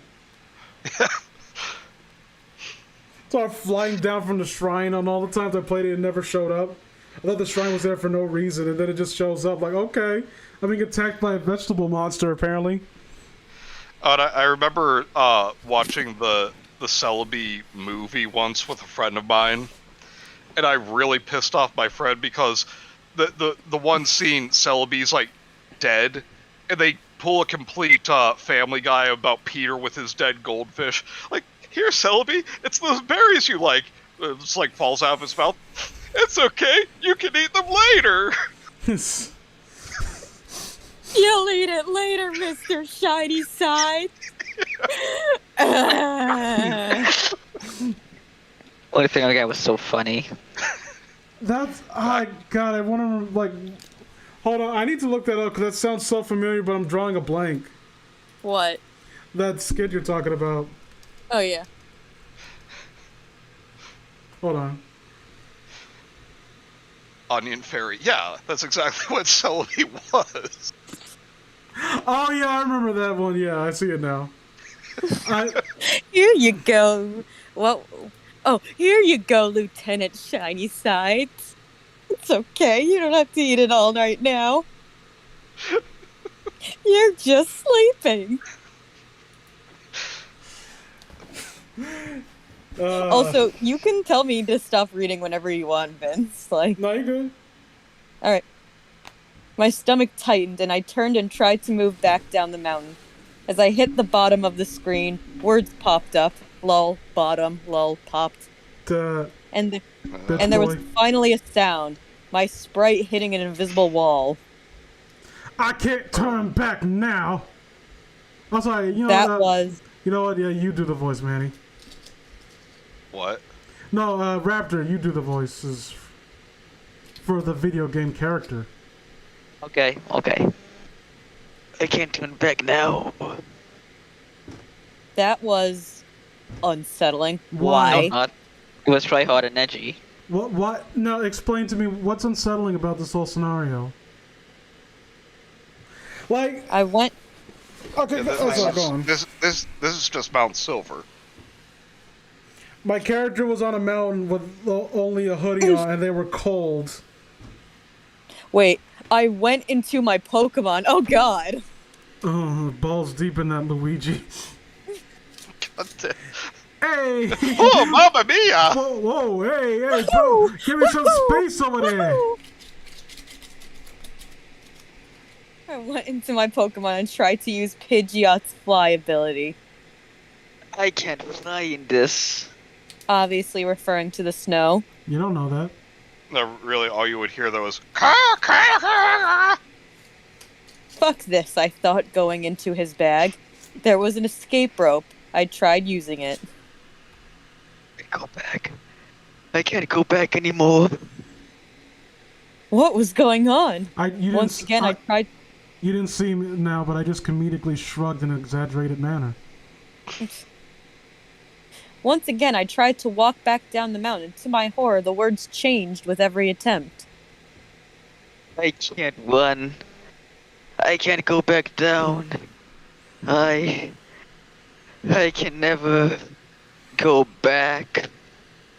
This last one sent a frigid feeling through my heart.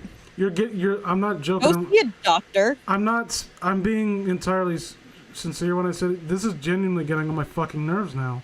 Like, I'm actually getting, like, legit annoyed and upset. Because... And I don't know why I still get heated about shit like this. Like, it's not... In the grand scheme of things, like, who cares, you know? It is a fucking story on the internet. But... It doesn't help that people put this story on a pedestal. Like, a very high one when it comes to Pokemon Puzzles. It's one of the few that actually stand out in terms of quality. And then I read shit like that. And it's like, because my character... I get text popped up on the screen. No real context whatsoever. I don't know what's happening. There's no inclination of anything supernatural that would at all warrant my irrational mindset at this particular moment. It's just... I get irritated with shit like this. Because it's so easy to fall into these traps, and I keep seeing it into this day and age. Like, people constantly write creepypasta, and they do shit like this all the time still. Yep. And there is something that I want to do a little rant about. Go for it. Okay, look, I told you can't rant about that on my channel. All right, the Anti-Defamation League already messaged me a few times about you. I told them I would get it under control. I promised them. And you now mean you're they're gonna defending the gypsies? Oh, god damn it! You can't call them that anymore, Manny. They're called Rumney. What about Tyson Fury? He literally called himself Gypsy King. But yeah, but my thing is though, like, you know, when I said all that Pidgeot would really say was like bird noises, I just have to say the whole thing about, oh, Pokemon can only say their names. No, that was only a thing in the anime. Yeah, like in the games, they made the sounds that, like, whatever they did when you sent them out of the Pokeballs. Well, it depends on, like, because I think at some point the anime, like, the game starts to really better adapt anime logic. And yeah, then, and I hated that. Yeah, and then, like, Pokemon only started sounding their names, like Miltank, you should just say Moo, because it's a cow. So I've defeated your point as I have ended racism forever. We did it, Patrick! We ended racism! Patrick, we saved the world from racism. Just think how bad things would have been if... No, I'm not gonna say a joke I was gonna say. Continue. Oh, but real quick, Cam says Fur Affinity would be proud of the offer. Oh, god damn it. Again, Fur Affinity is not as bad as, what was it, E621. That they somehow even... No, I don't know. I have to really think about it. It's another site full of those kinds of... Those people. Oh. Undesirables. Sure. Gypsies? There was no way down the mountain. I had to climb. Turning the little sprite around, I moved him forward. No resistance at all, though my walking speed was oddly slow. Hold on. What was truly weird was the lack of grass, of trainers, of anything at all. Like, there's not a pot shop anywhere in this mountain. Come on. There was a fucking mountain, like, at the base of, like, Mount Moon, and they sold weed. I need some weed. It's the only thing that can bring me warmth. Raptor. Yeah. The bees need? Yes, the bees I'm need. sorry. Oh, come on. That made my day. I threw a bottle cap up my You are screen. forgiven. You made me so upset with that I threw a bottle cap up my screen. Of anything at all but the white snow, which still blew... So wait, he wanted grass, but not snow. He was all about weed, not coke. So we have to specify this white snow. Like at some point, so you keep bringing it up. That leads me to believe that's foreshadowing for when your character inevitably comes up to the yellow snow. Which still blew across the screen and made it impossible to see, except you could. It blew just like your story. As I moved further, quote-unquote, up the mountain, his walking speed became slower and slower. The static curtain of pixels grew thicker, lol, so that I could barely make out the features of the map, ellipses, but it seemed like the only way to move was straight ahead anyway. I reached what looked like a set of stairs at the very top edge of the screen.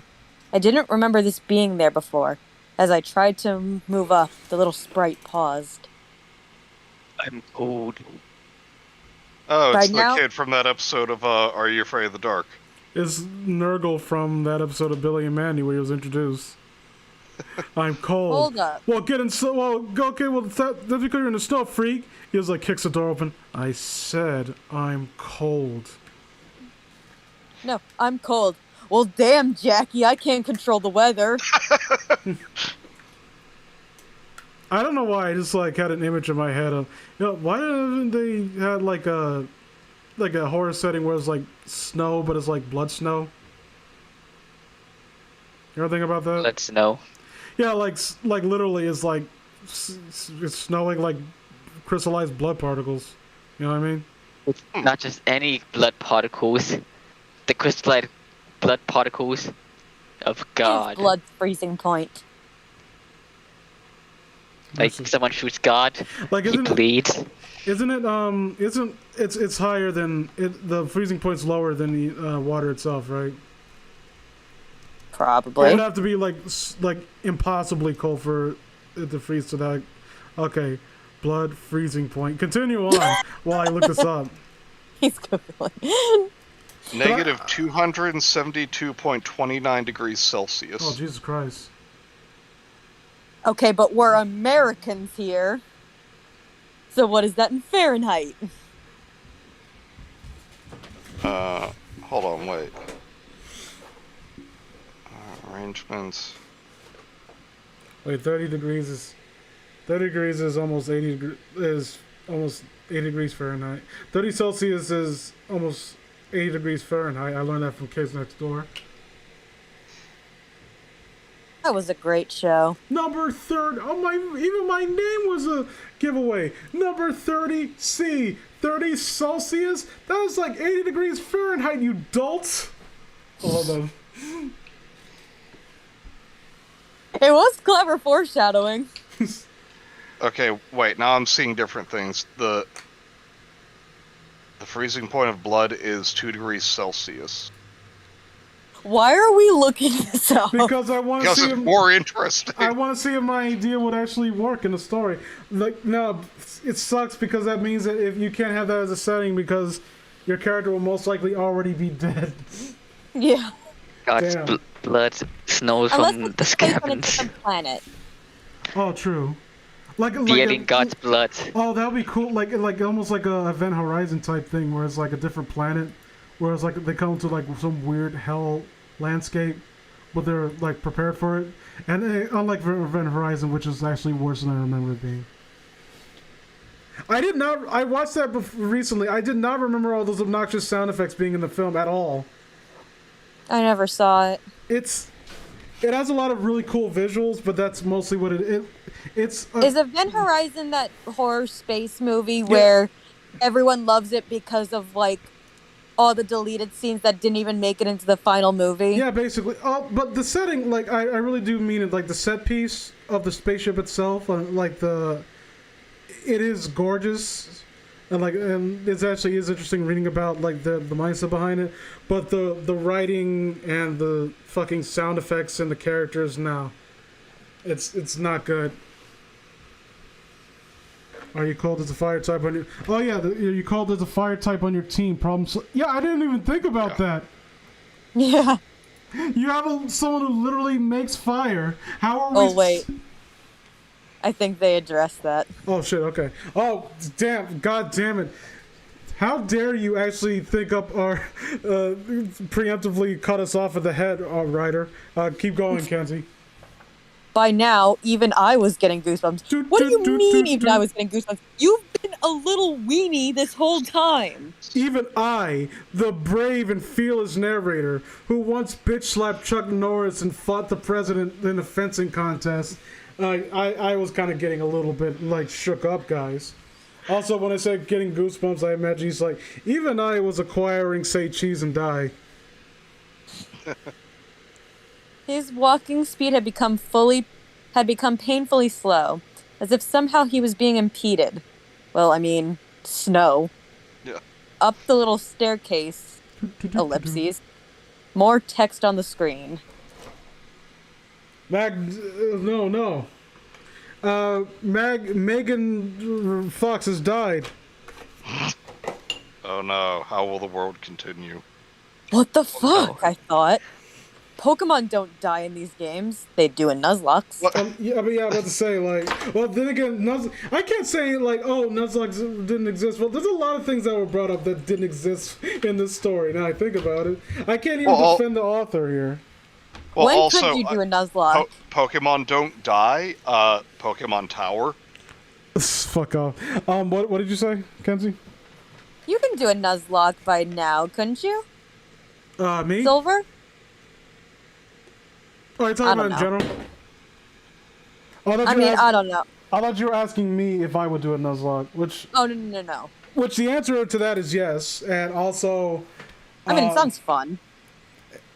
I would have to pick a good game for it, though. Like, I'm thinking about Crystal Clear, but that one's kind of weird, too. You could do a Nuzlocke... No, it's not that you can't do a Nuzlocke wrong, it's that conceptually that wasn't a thing at this time. Okay, so, like... I mean, how do we know? This timeline is so fucked. You know, I called my brother, like, I don't know what's happening, so I picked up my iPhone that I had in 2005 and called my mother, but she said, oh, sorry, honey, I'm too busy trying to use my Apple Pay to pay for these groceries. You know, Or like, no, I can't think of a joke right now.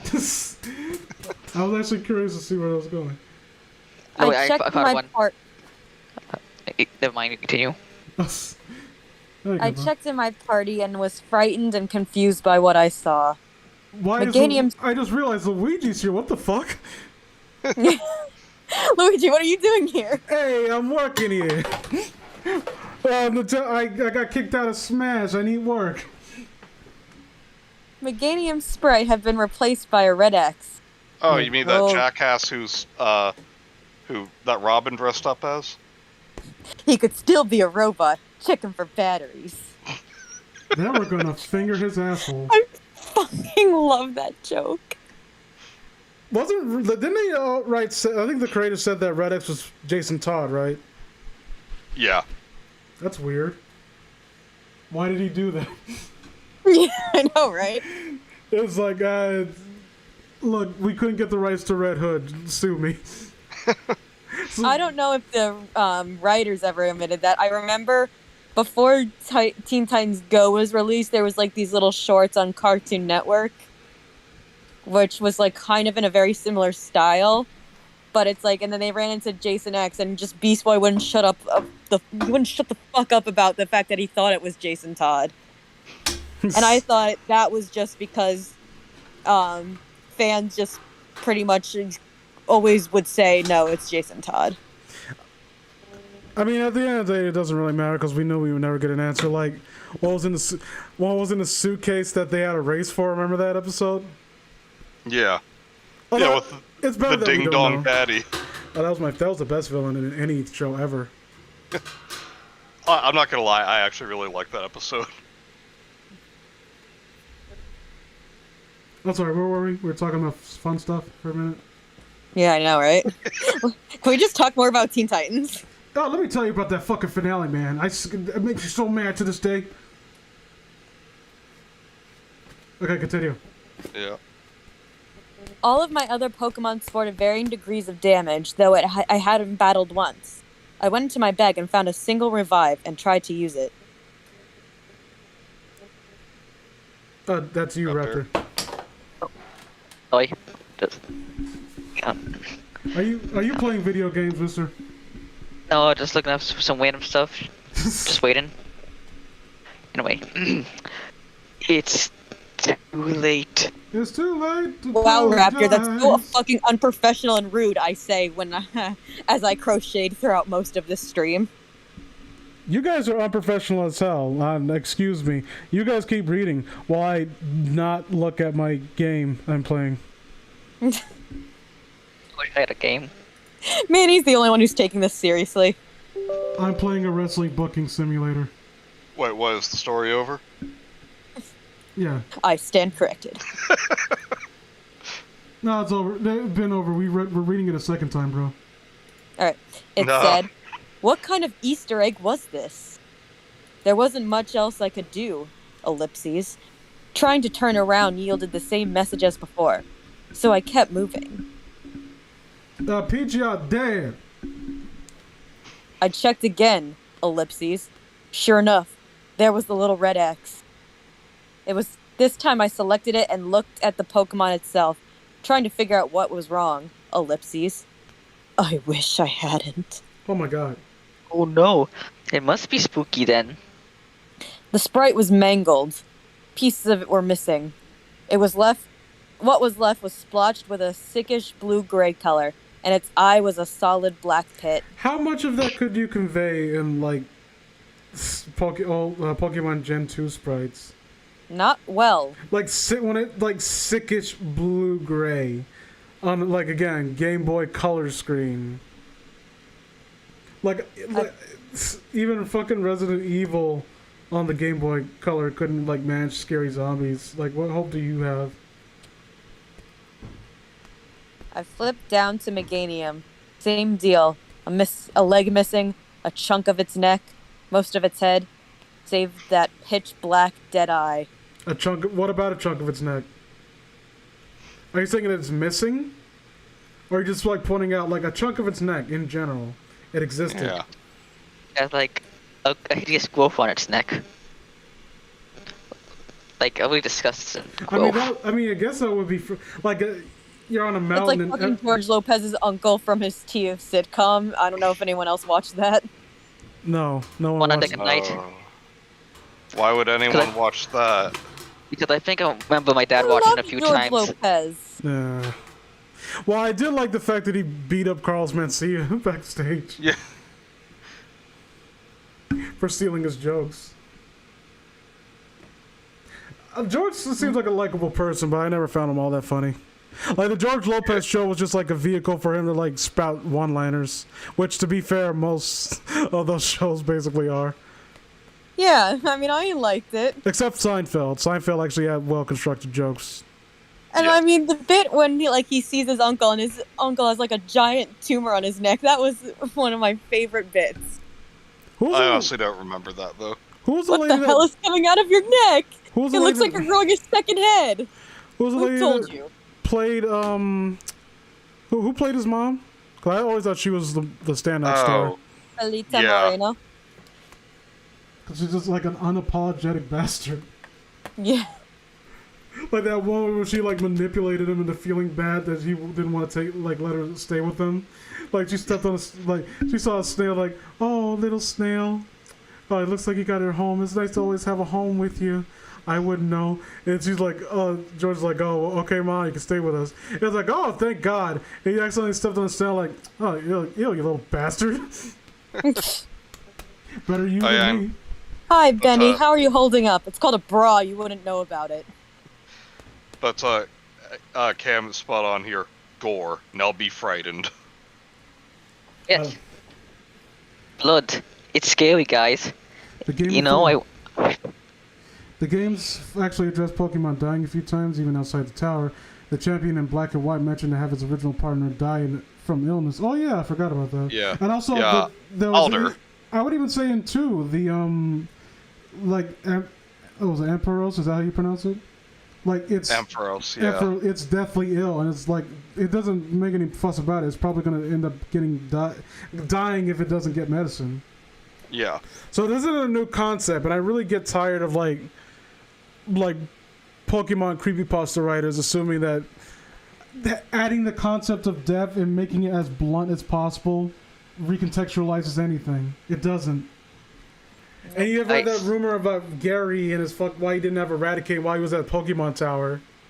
Yeah. Which actually does. I would argue that is one of the few Pokemon theories that actually has genuine weight, and I actually think it would actually kind of be cool if that was what they intended, but they didn't make it like they didn't spell it out right. Yeah. Although I don't like people like those, like, well, since Gary, obviously, since he was on the ship, he didn't have time to go to a Pokemon Center in time. Like, or maybe just Raticate died. You ever thought about that? Yeah. Where were we? Morbid curiosity urged me God onward. fucking damn it! I wish I hadn't asked. And the path never deviated from the straight upward road I'd traveled the entire time. Yeah, like the original game. Along the way, every now and then, another party Pokemon would die, and an examination of its sprite would show it was in the same condition as the others. All of that was left was Typhlosion. One more staircase was up ahead. I climbed it, braced for whatever horror awaited me. I hit the summit. It was deserted. Red was nowhere to be found. The snow had stopped falling. Okay, problem solved. In the very center of the map was something sticking out of the snow. It looked like a Pokeball. Okay, maybe all this creepy shit led up to some climactic final battle using whatever was in there in all caps for some reason. All this creepy shit lead up to some climactic final battle. I like to imagine that as soon as you go up, it's like you hear that Voltorb's, that fucking electrode sound, and it just blows the fuck up, and yeets the rest of the party. If I picked it up, maybe Red would come out of hiding. I walked over and examined it. What? I don't know. There's a lewd joke there. I just can't. I can't think of one. Mm-hmm. And there was a burst of static noise from my game that made me jump. What appeared on the screen was a battle animation. My trainer sprite appearing, his skin tinged blue, ellipses, against another mangled Pokemon sprite. It was Celebi. It was a celibate. And I was horny. Oh no, Onion Fairy. It was an incel. Celebi. I made the funny. Please laugh, please. Please fucking laugh. Shut up. I was gonna compliment you, now I changed my mind. Aw. You shouldn't have pressed as hard as you did. And that's what she said. Now continue. Do you want me to keep reading, or? Now obviously we're gonna turn to me. Raptor, do you want to read? Yeah, I'll read a bit. Okay, read a bit. In the center of that black hole was its eye. Okay, that was a bit. Thank you. you should have given me a specific number of sentences you want to read. Okay, continue. Okay. A single wet dot burned out like an ember. I'm sorry to interrupt. At this point, I'm just imagining like the girl's like sitting in a chair telling someone this story. As she gets to this point, someone just punches her in the face, knocks her out of the chair. Boromir comes in. The great eye, wreathed in flame. I don't get it. What's that a reference to? God damn it. What is Lord of the Rings? Fuck you. It sounds like a shitty version of the classic Hobbit movies, honestly. Oh, fuck yourself. Smaug was the best villain. And I love man. I felt like that could have gotten more of the plot, honestly. I think they kind of... It felt like it wasn't stretched out at all. I think they could have gotten a lot of good killed moments out of it. The moments where Smaug is just sleeping on his gold. More riddles, please. More creepy CGI face. Anyway. Read my Smaug fanfiction. No. The spoiler word says lots of fucking in there. thing looked watered. I didn't even throw out my mostly dead Typhlosion? Did I say it? Okay. Typhlosion before it had moved. Celebrity used Perish Song.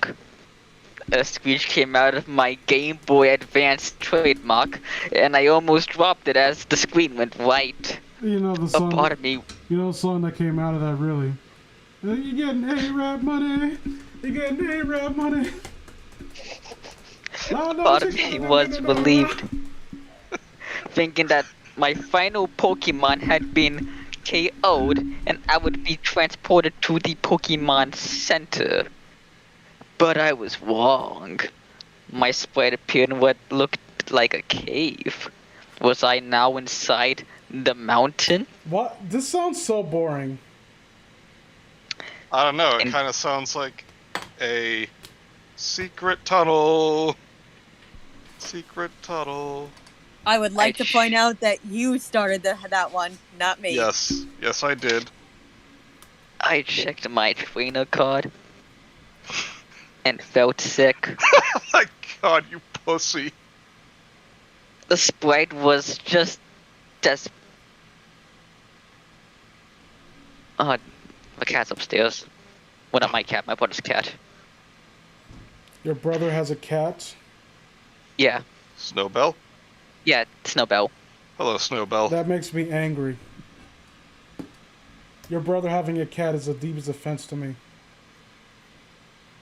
Anyway, the sprite was just as bold as the Pokemon had been. A leg gone, a single eye remaining, pitch black and so sad looking. Oh my god, I'm sad. And tears welled up at the corner, and every color on him was replaced with those sickly shades of frosty blue and gray. Wait, blue-gray is an awesome color scheme. Fuck you. Every stat on the card was reduced to 0, except the time, which still read 999.99. I quickly moved back to the map. His sprite there mimicked the horror it had become on the trainer card. The pieces were missing. Everything was discolored. I started to walk, and at first I received a message. Baby, it's cold outside. That's what the message said. There was only one direction to go. Upwards. I moved on, and every now and then I would be stopped by a message that made my heart sink lower and lower because I'm a pussy. Mother. Mama. It feels so cold. I can't go on. I don't want to die. The walls, as I walked, became darker and darker until they were pitch black at the end. There was an exit there, only marked by a white outline. I had no other choice but to go through it. It opened into a chamber that was also solid white. The only way to distinguish the walls was a thin gray line that marked them as separate from the floor. So it wasn't solid white. Against the Also, wall. we're gonna get our questions answered about how well these mutilated Pokemon could look in their sprite forms. Oh my god. God. I had against the far wall was another sprite. Red sprite. Intact. I had come this far, I had to finish this. This I doesn't walked mean right. anything. Like, literally, all this fucking, like, overly dramatic bullshit, like, I came this far. What is this what are you talking about? Like, what kind of arc has your character had that would lead them to say something like that? Nothing has happened.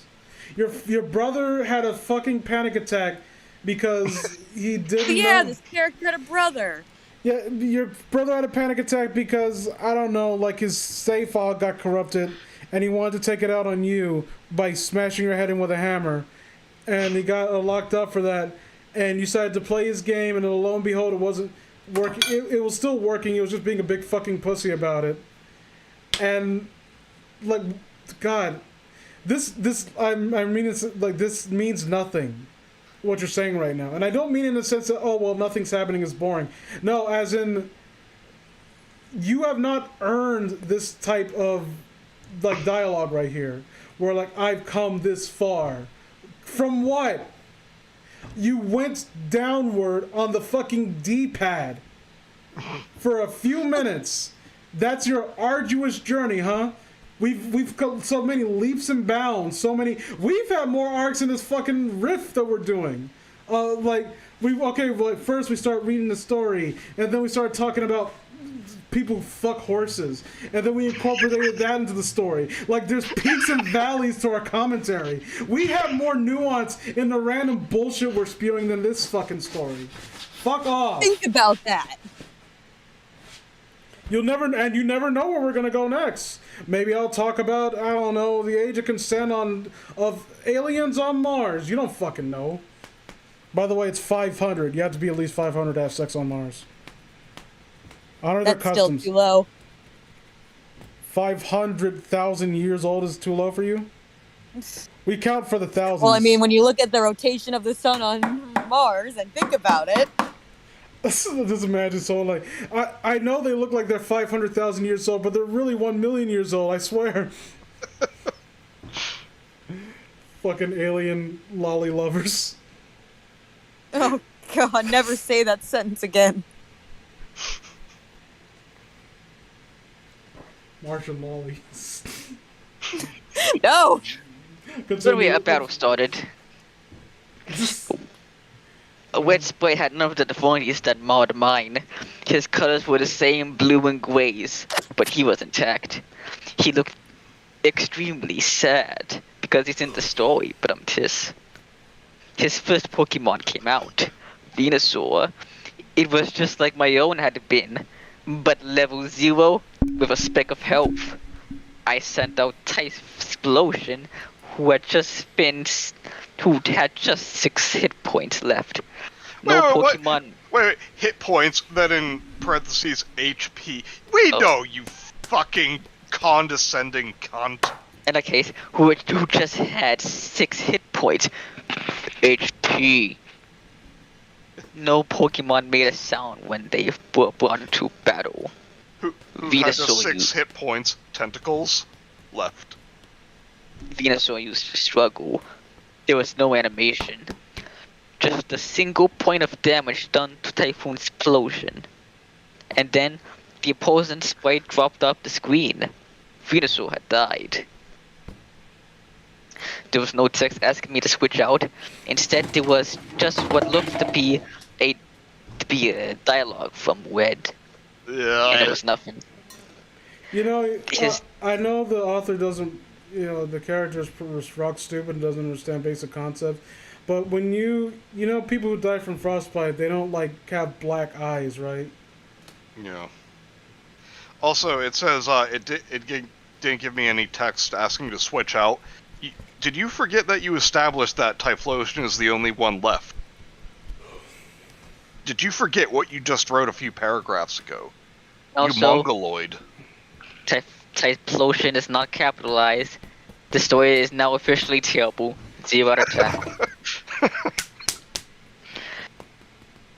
His next Pokemon was Blastoise, even more mangled than Venusaur had been.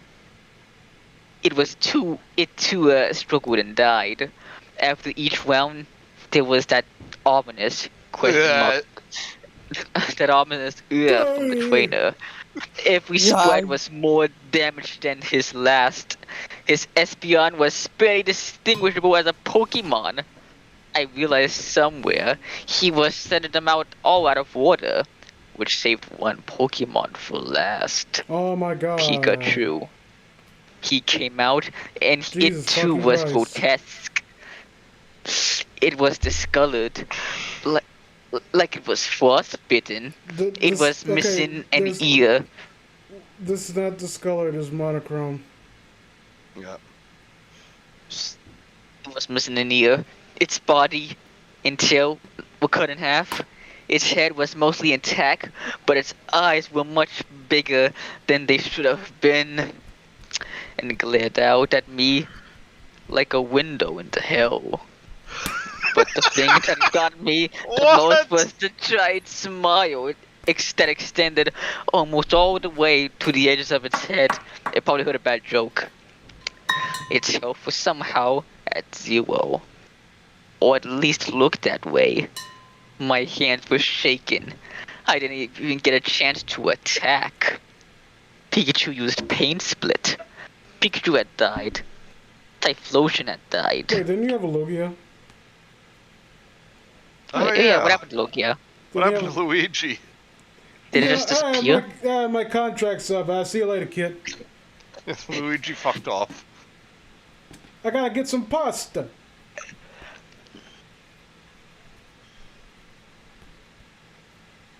It cut back to the image of Wet Sprite, and now it looked like mine, with his body so butchered like a carcass stripped of most of its meat. Except it had those same soulless, red, deranged eyes as the Pikachu. I finally understood what happened. They were dead. Wait, They were what? dead. You just finished And this- figured that out? In this level of the mountain, it was hell, which they now existed in. I finally figured it out. People die when they die. Where it finally spoke. It's It's over. over. You die in Pokemon. You die in Pokemon. The screen flashed black and white for a moment. User Destiny Bond. A hideous screeching started to issue from my Game Boy Advance trademark. The screen went white and it shrieked at me, and I threw it to the floor and pressed my back against the bed. The horrible noise continued for several long moments while the screen stayed white. Then went black. That's racist. There was silence. I like what Agent It's- Paradox said here. He then sent out Pikachu jump scare noise. Boo. Tortellini. Took me a few long moments but I eventually stood up. I took the game shot. I took the notebook. I took that fucking possessed game. I picked them all up and carried them to the garbage can we had always set out It's for the not- morning pickup Bitch is not at possessed. the end of our It's- long, winding driveway. It's not possessed. You just used a hack and it messed it up. Yep. There's I nothing. threw to- them. Fucking. This is stupid. I physically feel sick. And I threw them in. When I got back to the house, I don't know what made me do it, but I picked up the yellow version of the game and inserted it into my Game Boy Advance because plot. I think it was a part of me determined to make sure it hadn't been tainted as well. The music started up. I turned to my Pokemon and hit A. Its smiling face greeted me with an ear twitch and a big pixelated smile. A normal, pleasant smile. I turned off the game and spent the next hour crying on the floor because I'm a baby. My brother and I never did Is this play a tr- am I being Pokemon trolled? together Is this a again. troll? No. I can't. He gave Go on. Sorry. it up for good. I stuck to replaying my confident, unhacked games.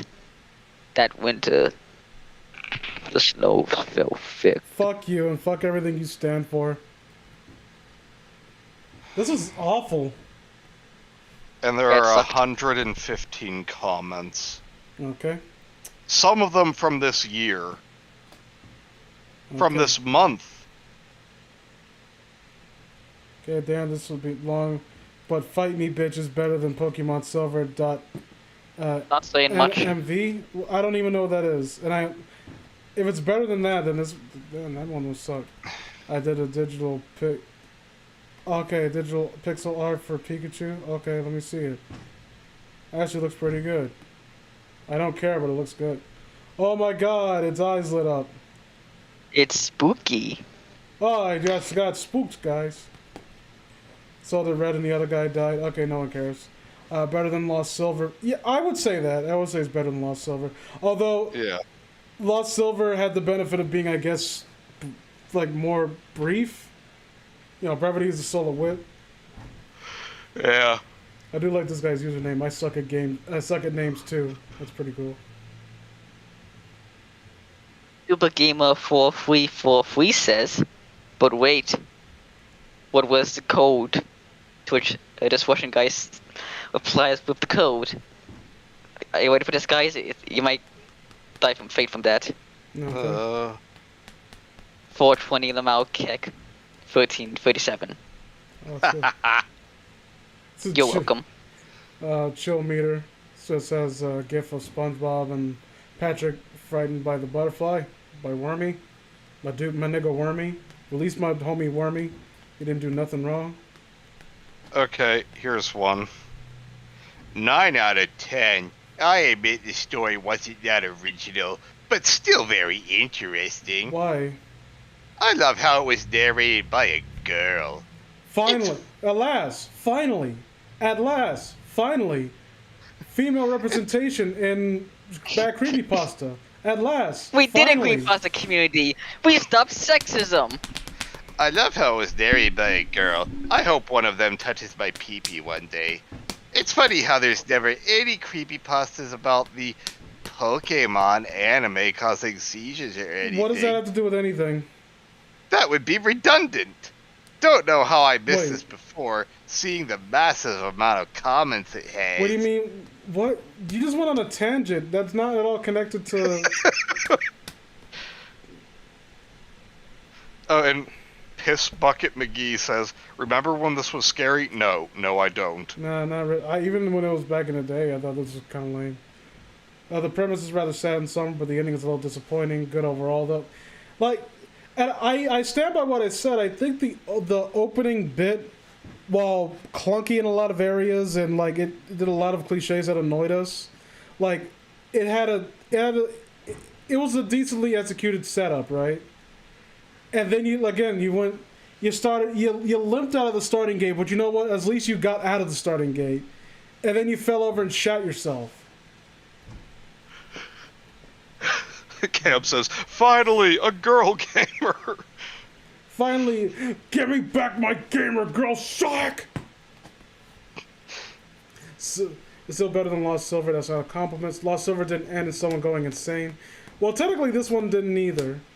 I think the author or the narrator always had like a mental issues, and it kind of runs in the family because the brother just cracked first because he's younger. This pasta was actually pretty decent, and in my opinion, it was tasty. No? Okay, I'll stop being a twat. Really, because it did stop you from saying that. Baby, it's cold outside. Okay, you stole my joke. Fuck, you stole my joke years ago. It feels like this was taken from some horror movie and made Pokemon themed. I don't know if I agree with that. Yeah. Like from Not what? phone says. Sorry, you go ahead. No, go First. ahead. I won't say anything. Okay, Dylan on phone says, just no, 0 out of 10. To which Ellsworth 24 for Duzzle says, fuck you, this is actually really scary. Even though I think the frostbitten sprites are photoshopped, it's still a really good pasta. Oh, okay, that's cool. Cool story, man. Nice, wonderful. I mean, you said something that you said words. They form sentences, and those sentences didn't mean anything to me. But you know, I'm just glad that you were able to get them out without shitting your pants. Frostbitten Sprites were a nice addition. I actually think they kind of detract from it because you built them up in the narration, and then I saw it. It's like, oh, that's the best you can do. Those sprites are depressing. Good story, though. 9 out of 10. The sprites look so real. Get your eyes checked. It did freak me out when I first heard about it, but I realized just watching a run, a great story to do. This dude's going places. This is I'm going places Where too. do you go as a creepypasta writer? Unless you're like Max Landis and To you that have, new to that Go. new Swiss suicide pod? That's horrible. That's not funny at all. I'm gonna shame you now. Shame. Just know, give this 1 out of 10. A 0 out of 10. Okay, cool. Fuck you, bitch! This is actually really scary. Even though I think the Frogman inspired Photoshop still really good pasta. I think it's Did good. Raptor just read that one? Oh, did he? Why did I post it again? I just want. I'm trying to find someone who actually articulates in a meaningful way why, like, what were the benefits to the story? Like, what were the pros and cons of the story in their opinion? Because I see a lot of cons, and I only see one like pro. Well, one says, like, so, the code puts you on a mountain, kills your Pokemon, kills your opponent's Pokemon, and then starts screaming. Not creepy.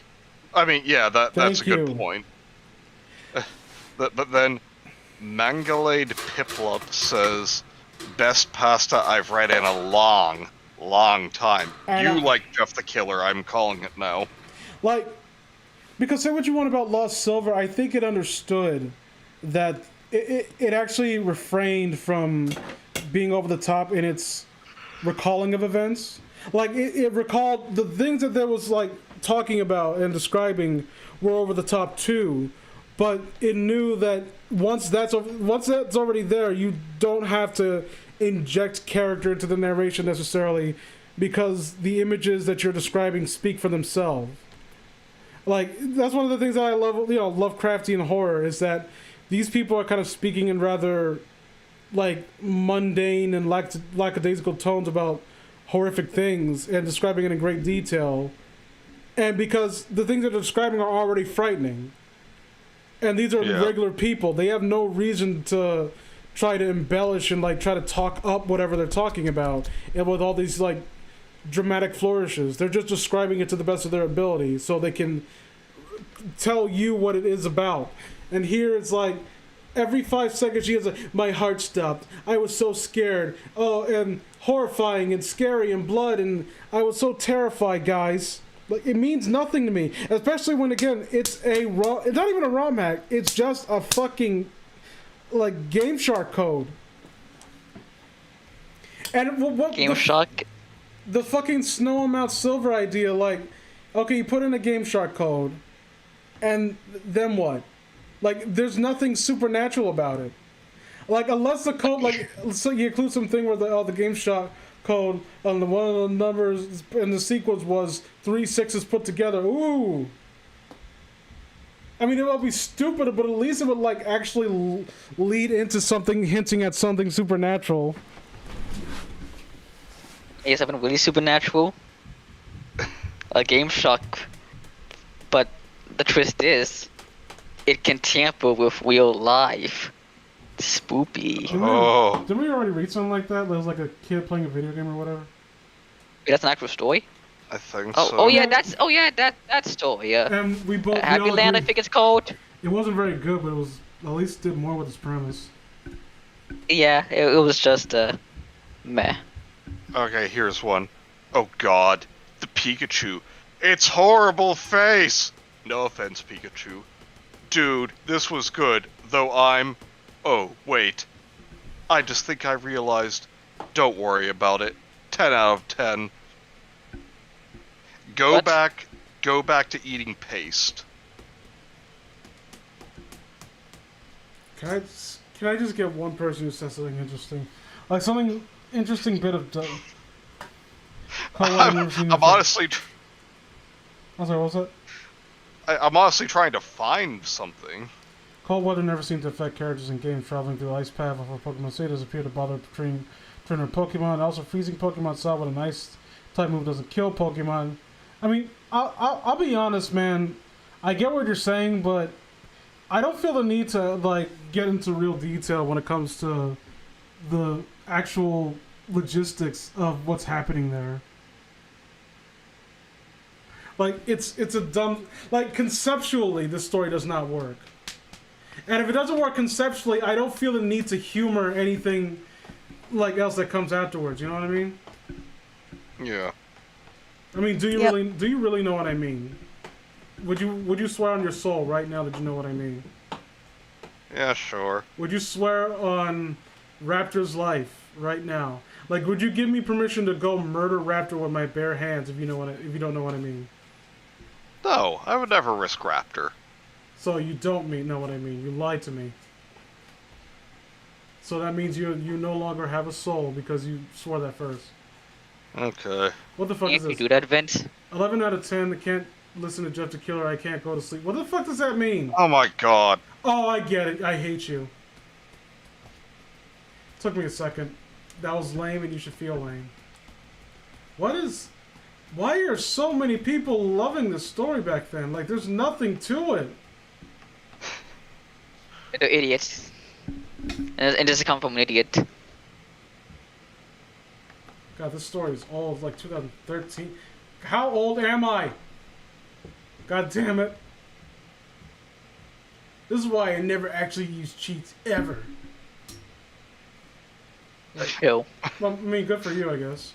No, I give you kudos. No, I don't use cheats because I actually like to beat the game fairly. I don't use cheats because I'm afraid that my game might get possessed by the soul of butthole surfers. Actually, cheats are physically capable of doing stuff like stop arguing logistics. It's not worth dying on this hill. So, okay, what do you guys think of Snow Mount Silver? Everyone in the chat, would you rate this higher than every Stephen King novel ever? Because I personally would. No. I think it's better than all the Goosebumps books. It's better than fucking Slendy Man. It's better than fucking all the Saw films. Better than... I don't know, what's that one with that stupid dude in the white mask? Halloween Resurrection is better than that. I respect your opinion, but I disagree. I mean, you're objectively wrong, but, you know, you're entitled to be a bad person. Until the gulag comes for you. Okay, I just finished the comments. Vince, you will not be surprised to know that there is not a single other one that even approaches being constructive. No. To be fair, that's the state of that's just the state of the creepypasta wiki in general. Like you're not gonna really find much in the way of what the fuck? Why am I? Hold on. Sorry, I closed the story and just saw on the stream like Corning Urban Dictionary. I forgot about that. Like I looked at the stream like oh wait, what am I looking at? Oh yeah, I pulled that up. Okay, so yeah, this I don't really know what else to say. Like I kind of went on huge rants about my dislike of this so far. So what else can I really add? You can say the N-word. I do that on my own in private about everyone I know personally. So I don't need to say it here. See, this is like I'm upset mostly because I think it started off fairly innocent and fairly like innocuous, and then it immediately become exactly what you expect it to be. And I don't like that justification. And again, I don't want to play that card. But it's like, well, I'm a girl, so you have to understand that I bleed out of my twat, and I have girl periods, you know. So that means I'm a giant fucking coward, and I'm overly empathetic towards things that don't exist. You went to look for Peter. Isn't that right? Isn't that right, Kenzie? You know how Sure. you women do with being complete cowards. You can't handle any bit of horrible things happening around you. Oh hey. Every Ryan. day, there horrible things happen to me. Hey, Ryan Hall actually won a fight again. Cool. I'm so disinterested in the story that I fucking looking up UFC results. Ryan Hall's that guy I told you about that he was one of the most avoided fighters and he got his shit pushed in last time. And then he won now. Cool. Wait for him. Let's talk. This is the UFC stream right now. Bioman. Oh, he's not. Oh wait. Okay, Manny, you have to pretend to be Bioman. Let's talk MMA. Who's your favorite MMA fan, Bioman? Punchy McKick. He's a noted anti-Semite. What's wrong with you? That's why I like him. Okay, I gotta call the ADL and tell him that they could just. I'm just gonna give them the green light to snipe you. They've been watching you for the last like few weeks, and I've been telling them to hold off. I can change him, but now I'm starting to think otherwise.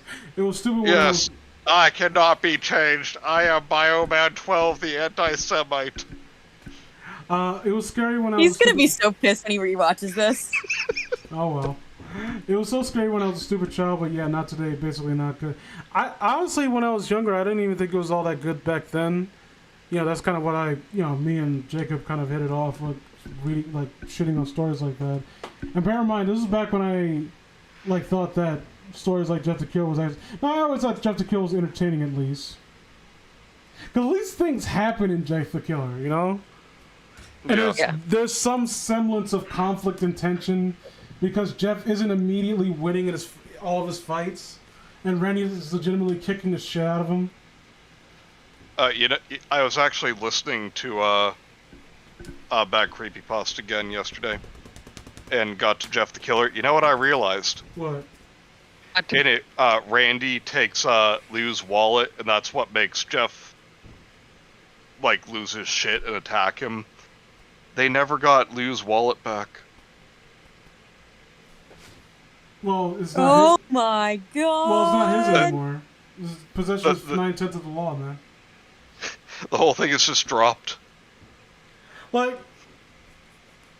I don't know, like, I feel like if I've got to talk about the remake real quick, because I really don't like how banning characterizes people, because they're all extremes of some kind.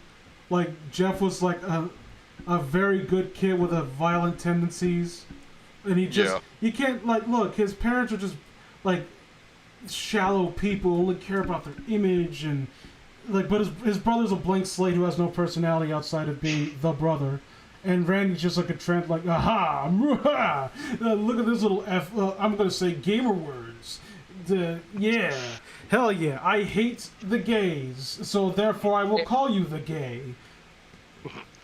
Like, and I'm a bully, guys. I was thinking how I would go about improving. Cause I do that a lot when it comes to stories I don't care for, like changes I would make, and you could argue whether or not they would actually work. I think there's a case to be made for a lot of the ideas I put forward, whether or not they would sink or swim.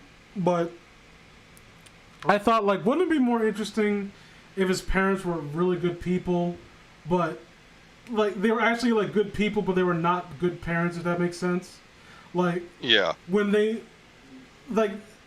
push Jeff to try to make up for Randy, knowing full well that he doesn't want to, but his dad is legitimately feeling pressure from Randy's dad because that's his employer, and he's like, please, Jeff, please just do this for me. Like, I'm so sorry that I had to do this, but, you know, we can't afford. Like, yeah, basically, like, almost like a realistic scenario, you know? And like, actually, well-intentioned, but, like, you know. It's still not good. You're still you're doing something wrong, but you know it comes from a decent place. And that would give the character nuance and make it all the more sad when he ends up getting killed. And it would also give some kind of pathos to Jeff and kind of put him in a different bent where he perceives his father as being absolute evil for essentially putting him in a situation that would eventually land him in the situation he was in. But his father's like probably racked with guilt and feeling terrible, but he ends up getting killed, and he dies not even being able to tell Jeff he's sorry, basically. And Jeff kills him, assuming that he just like did it maliciously to him. I still like the version Jeff the Not Killer. What's Jeff the Not Killer? Basically, like, everything that happens is just an unfortunate circumstance. Jeff is actually like a really good kid, has no violent tendencies. His dad or his mother is a horrible drunk, and his dad is like this guy who simps for her, despite the fact that she's always drunk and cheating on him. Liu is the illegitimate child of their mother and their old like Vietnamese war veteran mailman. Where did you read? Was this a real thing? Yeah, I actually read it on stream once. Well, you gotta link that in the chat when you get a chance. Like, DM that to me. Yeah, one of the bullies is like, I'm sorry, all this stuff happened in Randy's life lately. He's really not a bad guy normally. I had ideas for like how I would like if I had to completely rewrite the story and like keep certain tropes in. Like I would keep characters, but they would mostly be the characters in name only. And my idea, I think my initial idea was that the whole incident that happened with Jeff is how he remembers it, because that's like he remembers Randy being directly responsible, but that's not at all what happened. That's how he justifies it to himself. Does that make sense? Yeah.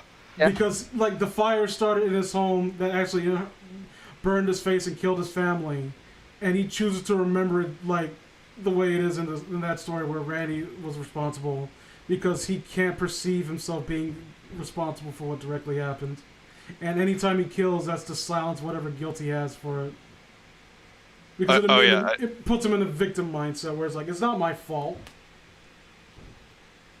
And in that version, though, Liu gets arrested because, like, the police get called on their house for whatever reason. And it's like a racist police officer who sees Liu, draws his gun, and goes, "Holy shit, a Mexican!" That actually sounds good. Yeah. What else was... And by it sounds kind of good, I obviously mean that I endorse that wholeheartedly. Send those Mexicans back to Iceland. After Jeff gets lit on fire when he's in the hospital, after a week his mother finally comes to visit, and her greeting is, because they were giving him a skin graft using skin from his butt, she comes and goes, "Hey, ass face, how's it going?" That sounds great. What you said? Poor Jeff. I feel bad for him for the worst time in my sad life. Yeah, and like people end up dying, but none of it's actually Jeff's fault. This is like complete He's just an coincidence. ugly guy. So you're Like, you're telling me that Jeff is so ugly that everyone died. Like the like when the bullies come to the birthday party, like the one's constantly on meth and pulls out a gun. It's like, "Holy shit, dude, you have a gun?" Yeah, And then it's like, well, Keith agrees with me. Nothing. What Keith said makes no sense. Nothing he ever says makes sense. He's on meth. you need to link me this right now. Don't spoil anything more. Yeah, link it to me too.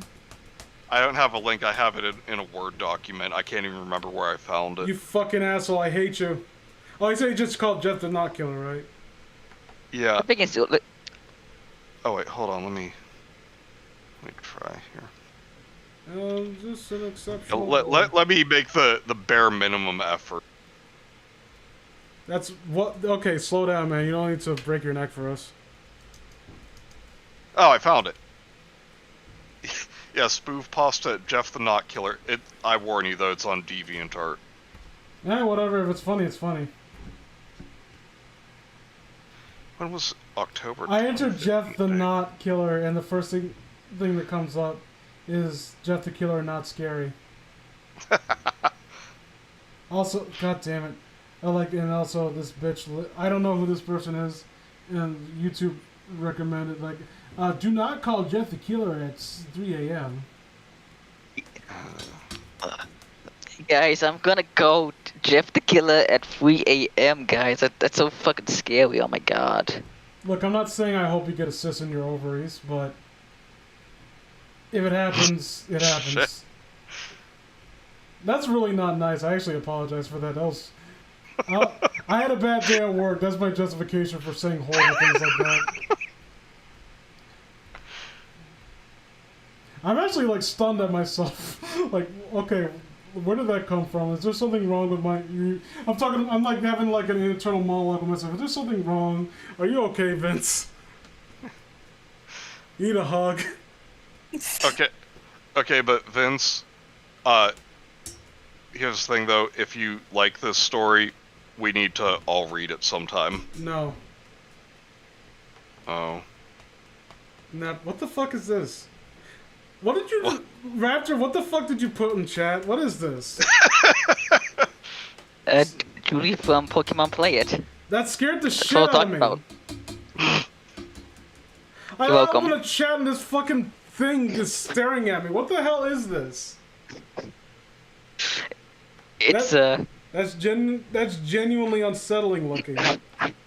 it's how do I put this? It's early 2000 CGI, but very cheap early 2000 CGI. Yeah. Oh my god!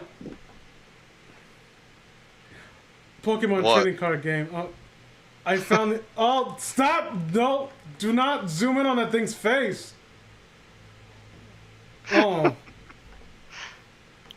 I'm actually, like, getting chills. Yeah, I'm not talking Number 15. I knew you were gonna fucking... You son of a... I got it. I'll be fucking get dysentery. No. Number 6. Number 9. You fucking beat me to the punch, damn it. Number 69 is the amount of times I receive cuddlingus. Look at this. I'm gonna save this for later.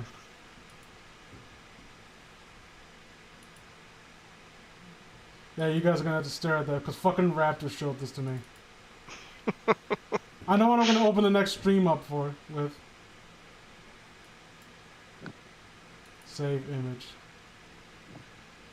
I'm gonna save this one too. This other creepy looking one.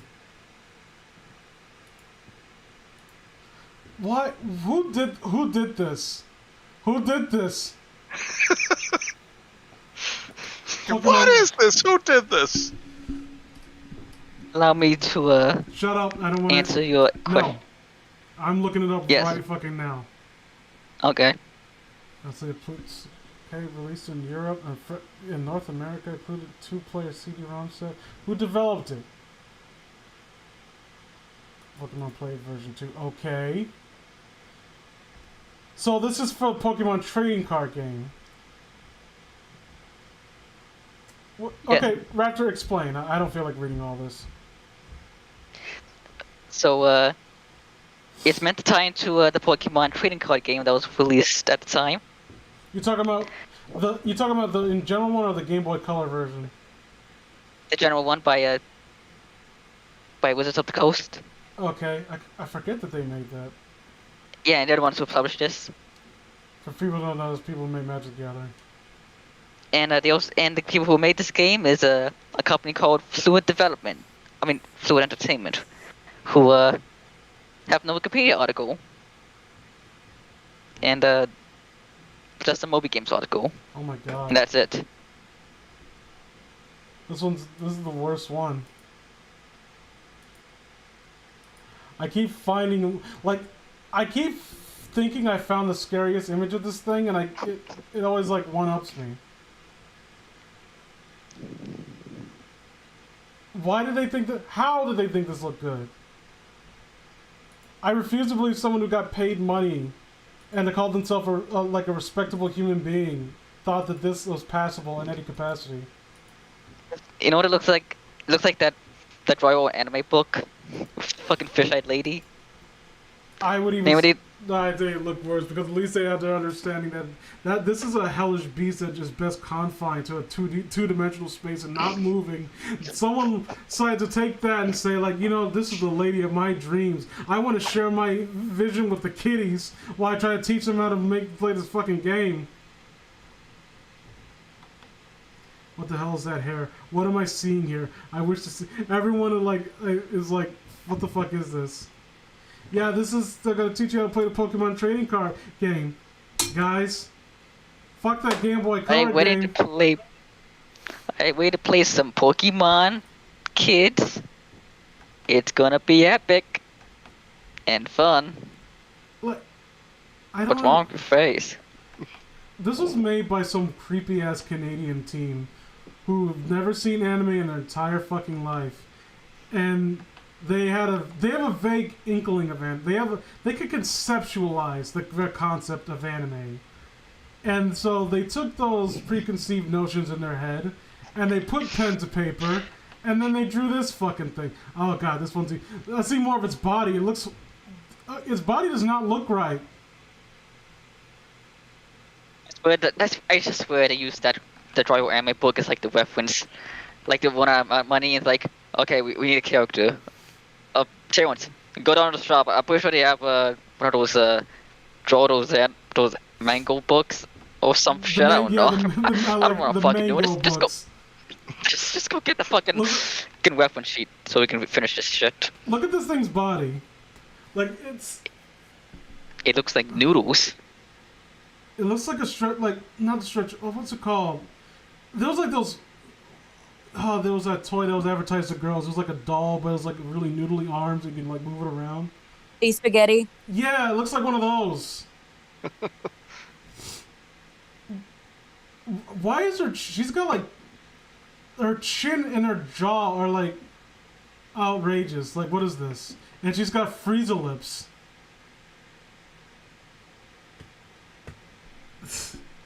Maybe it is Frieza. It's her son. It's his son from the fucking that gag manga. What was his name? Like Kurin or Curzon or something like that? Yeah, Frieza has a son. I didn't know that. It's a joke character, so that's why they don't mention him. Ah. It's basically like a pun on Acorn. Oh, Although, okay. like, I do like Frieza was the first one to like Dragon Ball Super made a joke about it. But Frieza was the first person to realize that gag characters are more powerful than anyone in their universe. Yeah. Like he ran into that police officer character that's really popular in Japan. I forgot his name. I never saw his show or read the manga and that. But Frieza tried to destroy him, and then nothing happened. He's like, oh my god, he's a gag character. I can't win. And then Goku and Vegeta fought Arale, even though should be significantly weaker. It's like, oh, she's a gag character. Our power skill doesn't apply to her. Yeah. Which I do like. I don't know why I like stuff like that. I like Akira. You know, Akira Toriyama, he's an okay dude. He is. I would go drinking with him. If he agrees. If he pays me, you know. He needs to pay for the privilege of drinking with me.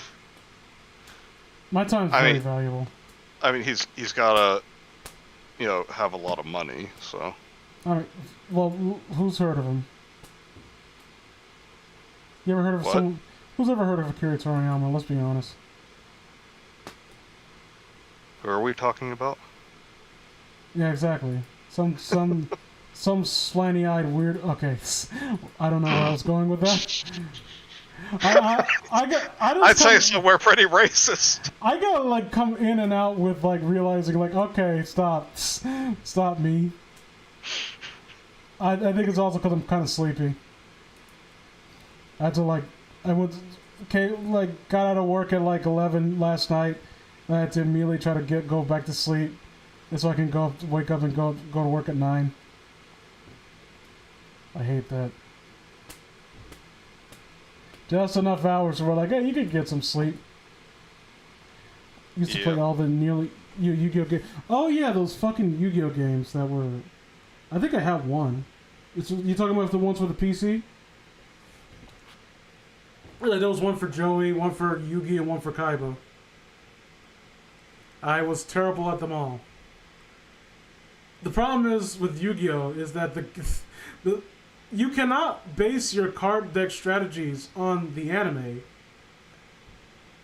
because the only way that the animes ever have interesting duels is when everything falls into place exactly as the duelists in the show planned initially. Like, yeah, it's almost like you ever watch those like Chinese wushu films and everything. Like this is way too choreographed to actually be a real fight. Yeah. Like, exactly. they have choreographed duels, basically. It's like, okay, well, Kaiba, now here's what we do. Like, you summon Blue Eyes White Dragon, but I'll summon Dragon Capture Jar, so we can add some dramatic effect. Dragon Capture Jar sucks. No, that's the one out. Yeah, Dragon Capture Jar, and what was it? The Piper thing? No, I'll tell you the worst one was the Man-Eater bug. Man-Eater Bug was great. What are you talking about? Back in the day, at least. No, it's so fucking cheap. I think, is it still played in today's meta?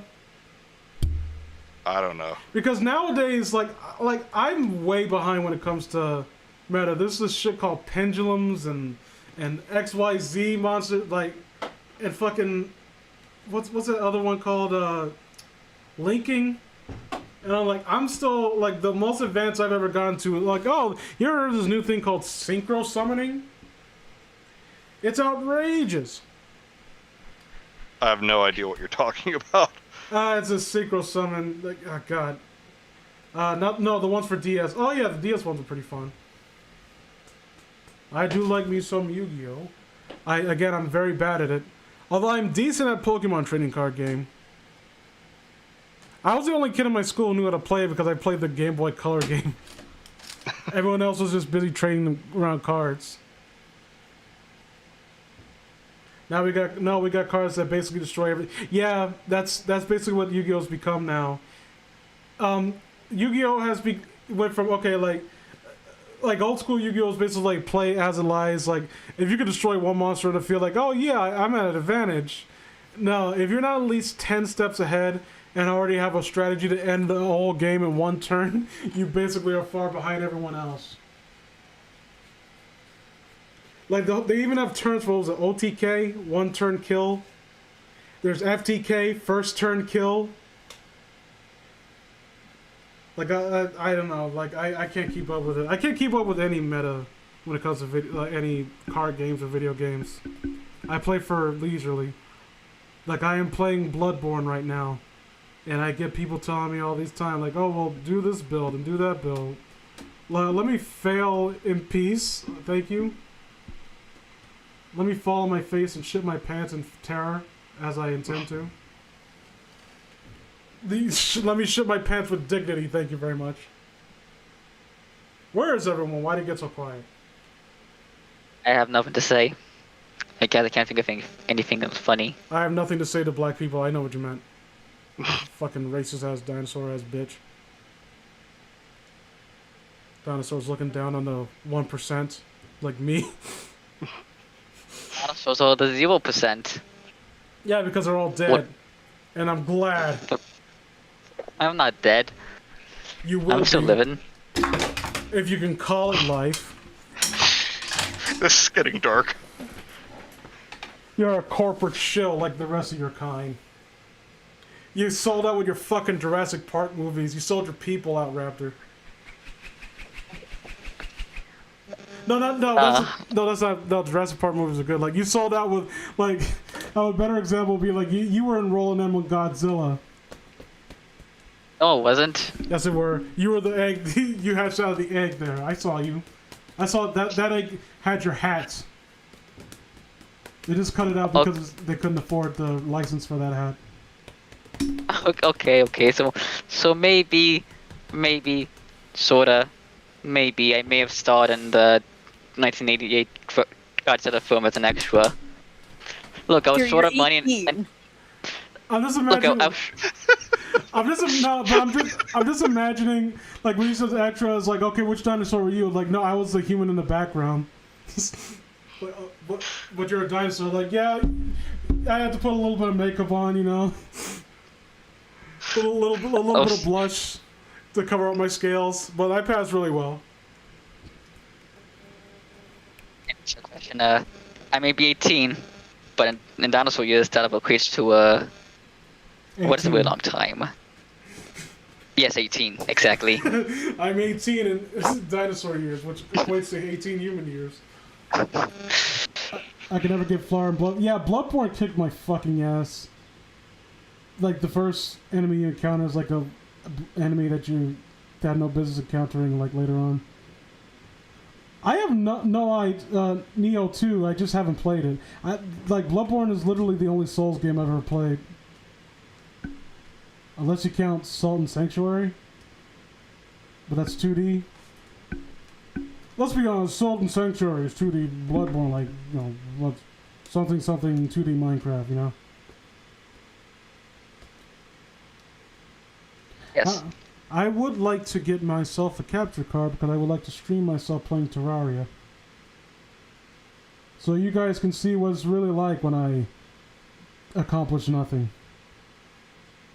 I would like to see that. I'm accomplishing nothing right now. Oh, hang on, let me... Letting the cat in? God damn it. Well, this has been scintillating. It has been sexually charged, and... I must interrupt this conversation to inform you that Fatso has graced our presence. I've been here the entire time. No, not you. Fatso, my cat. Oh. Well, thank you for naming your cat after me.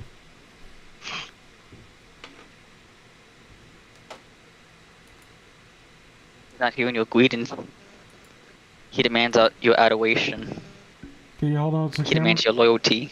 Can you hold on to the camera? Not the camera, but can you hold on to the microphone? Can you... Does he make any sounds loud enough to be picked up on the microphone? He's just minding his own business. Well, he's scratching to try to pick you up. He's a pretty passive cat, so he won't really do that. Oh, that sucks. I wanted to see him harm you. That's real quality entertainment. What the fuck? What'd you see? No, sorry. I'm just... Who... Did someone really try to write a creepypasta based off Stalker? Stalker? What? How do you make a creepypasta based on Stalker? Stalker Shadow of Chernobyl. You know, the game that's already known for being quite scary. So, basically, they're making a creepypasta based off a horror, like, piece of media. I'm gonna make In other words, a horror story based on a horror game. I'm gonna make a... Well, it's a survival type of... the only way I can describe it is survival. I don't know, the horror seems like more ingrained with the environment. Like, it's a naturally unnerving game because it feels, like, gritty in the sense that you're out and about in, like, Chernobyl and there's creatures about. Like, you can camp out and you'll hear them, like, circling you. And that's, like, unnerving because it feels real. Kind of reminds me of Deadwood. Deadwood was a fun game. And it's a game that I actually am too cowardly to play. Well, I played a little bit of it, and the sound design in that game is so fucking horrifying that... Because if you wear headphones, it feels like you hear creaks and groans of the environment, and it sounds like it's right in your ear. It sounds like it's actually around you. But I've had enough of these. This has been fun, guys. I need... Yeah. It'd be fun. I need to go legitimately take a cold bath. Because my bones are sore, and I've been putting it off, and I don't need it yet. But I do. Because I still gotta work tomorrow. Oh. Oof. Uh... Big oof. I got Hey, Oofy. personal advice for everyone listening right now, and I mean this from the heart. I mean sincerely. If you can help it, try not to get fat. It sounds like a good time, and it sounds all the hip kids are doing it now. All right, but let me tell you something. Fat is whack, and knowing is half the battle.